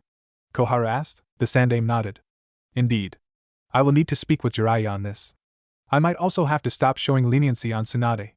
If she doesn't return, then I shall transfer ownership of the Senju clan to Naruto-kun." That was a measure implemented by the Naidame in the event that a clan heir or heiress wasn't capable of doing their duties for the good of the village, he replied. "That will make Tsunade very upset," Hamura answered. "We have indulged her grief long enough, I believe. We have all experienced loss and must still step up when it comes to making sure others don't feel the same," Koharu answered. "Well, if this Naruto is from the future, then he's already got the external knowledge to operate this clan. That said, I am a bit hesitant since we have no true idea of his goals. Also, I'm against telling the other nations this just yet. It could spark another war in the grab for resources to combat this coming threat," the male council member said. "Indeed. Naruto-kun also said our methods are inefficient, which is why we were ill-equipped to deal with this threat. I plan on asking him his thoughts on what he meant. I will also seek out a team to assist him." "He talked of pure chakra," Hiruzen answered. "Pure chakra? What is that?" Koharu asked. "Even with his explanation, I'm not sure, but I know we'll have time to observe that. For now, I will contact our spies in the various villages. We'll tell them to keep an extra eye open for anything strange. I will also see if Itachi can give us any information on the Akatsuki. I have a feeling that whatever happens, it starts with them," Sarutobi answered. The other 2 council members agreed. With that, they continued to speak until the sun left the sky. It would be a long time before any of them was given time to go home. In his apartment, Naruto slept peacefully. The day had been very tiring on him as he planned his next moves on how he was to live in this world. Maybe he could focus on getting himself a better bed. When was the last time he slept in a bed like this? Then again, perhaps he should be thankful he had a bed at all. Within the deep realm of his mind, Naruto smiled as he looked over his empire. So much effort, so many wars, so many treaties all finally came together in a world of unprecedented peace. He'd worked hard for this. However, when he looked down, he noticed so many men and women with their families. Each of them laughed and chuckled plus they entered their homes. The Kyuubi Jinchuriki's smile fell. When he stared back at his luxurious chambers, he noticed that despite how big it was, he could never fill it. When he looked back outside, he frowned. Huh! Where did everyone go? He thought as he noticed how many lights in his empire were out. Had everyone gone to bed? Possibly, but at the exact same time? Worried, Naruto jumped off his palace's window and landed on the ground. The lights were out. Everything seemed so quiet, almost eerily so. He knocked on some doors, but no one answered. He looked at a food store. There was no food on display. Not even the late-night stores were open. Suddenly, the blonde turned his head. He noticed something white turn around the corner. Confused, but curious and cautious, he grabbed a kunai and jumped to the rooftops. His eyes narrowed as he saw what looked like a white piece of clothing running through another corner. He ran after it, but he didn't do it from the ground. He jumped from rooftop to rooftop, following the white cloth. He ran and ran, but no matter how far he ran, he couldn't catch up enough to see what he was following. Hell, he was sure he wasn't even in his empire anymore. The forest of buildings had quickly turned into a forest of trees as he followed, but every tree trunk he ran across was one that didn't bring him any closer. He tried to use a jutsu to slow the figure down, but for some reason, he couldn't focus his chakra enough to cast it. Instead, he tried to throw shuriken and kunai at the target, but they danced out of the way like they weren't even there. He chased and chased and chased until Naruto landed on the ground and he pushed through some trees. He noticed a lake. It was filled with crystal clear waters and vibrant green grass. At the edge of it stood a woman in a white dress.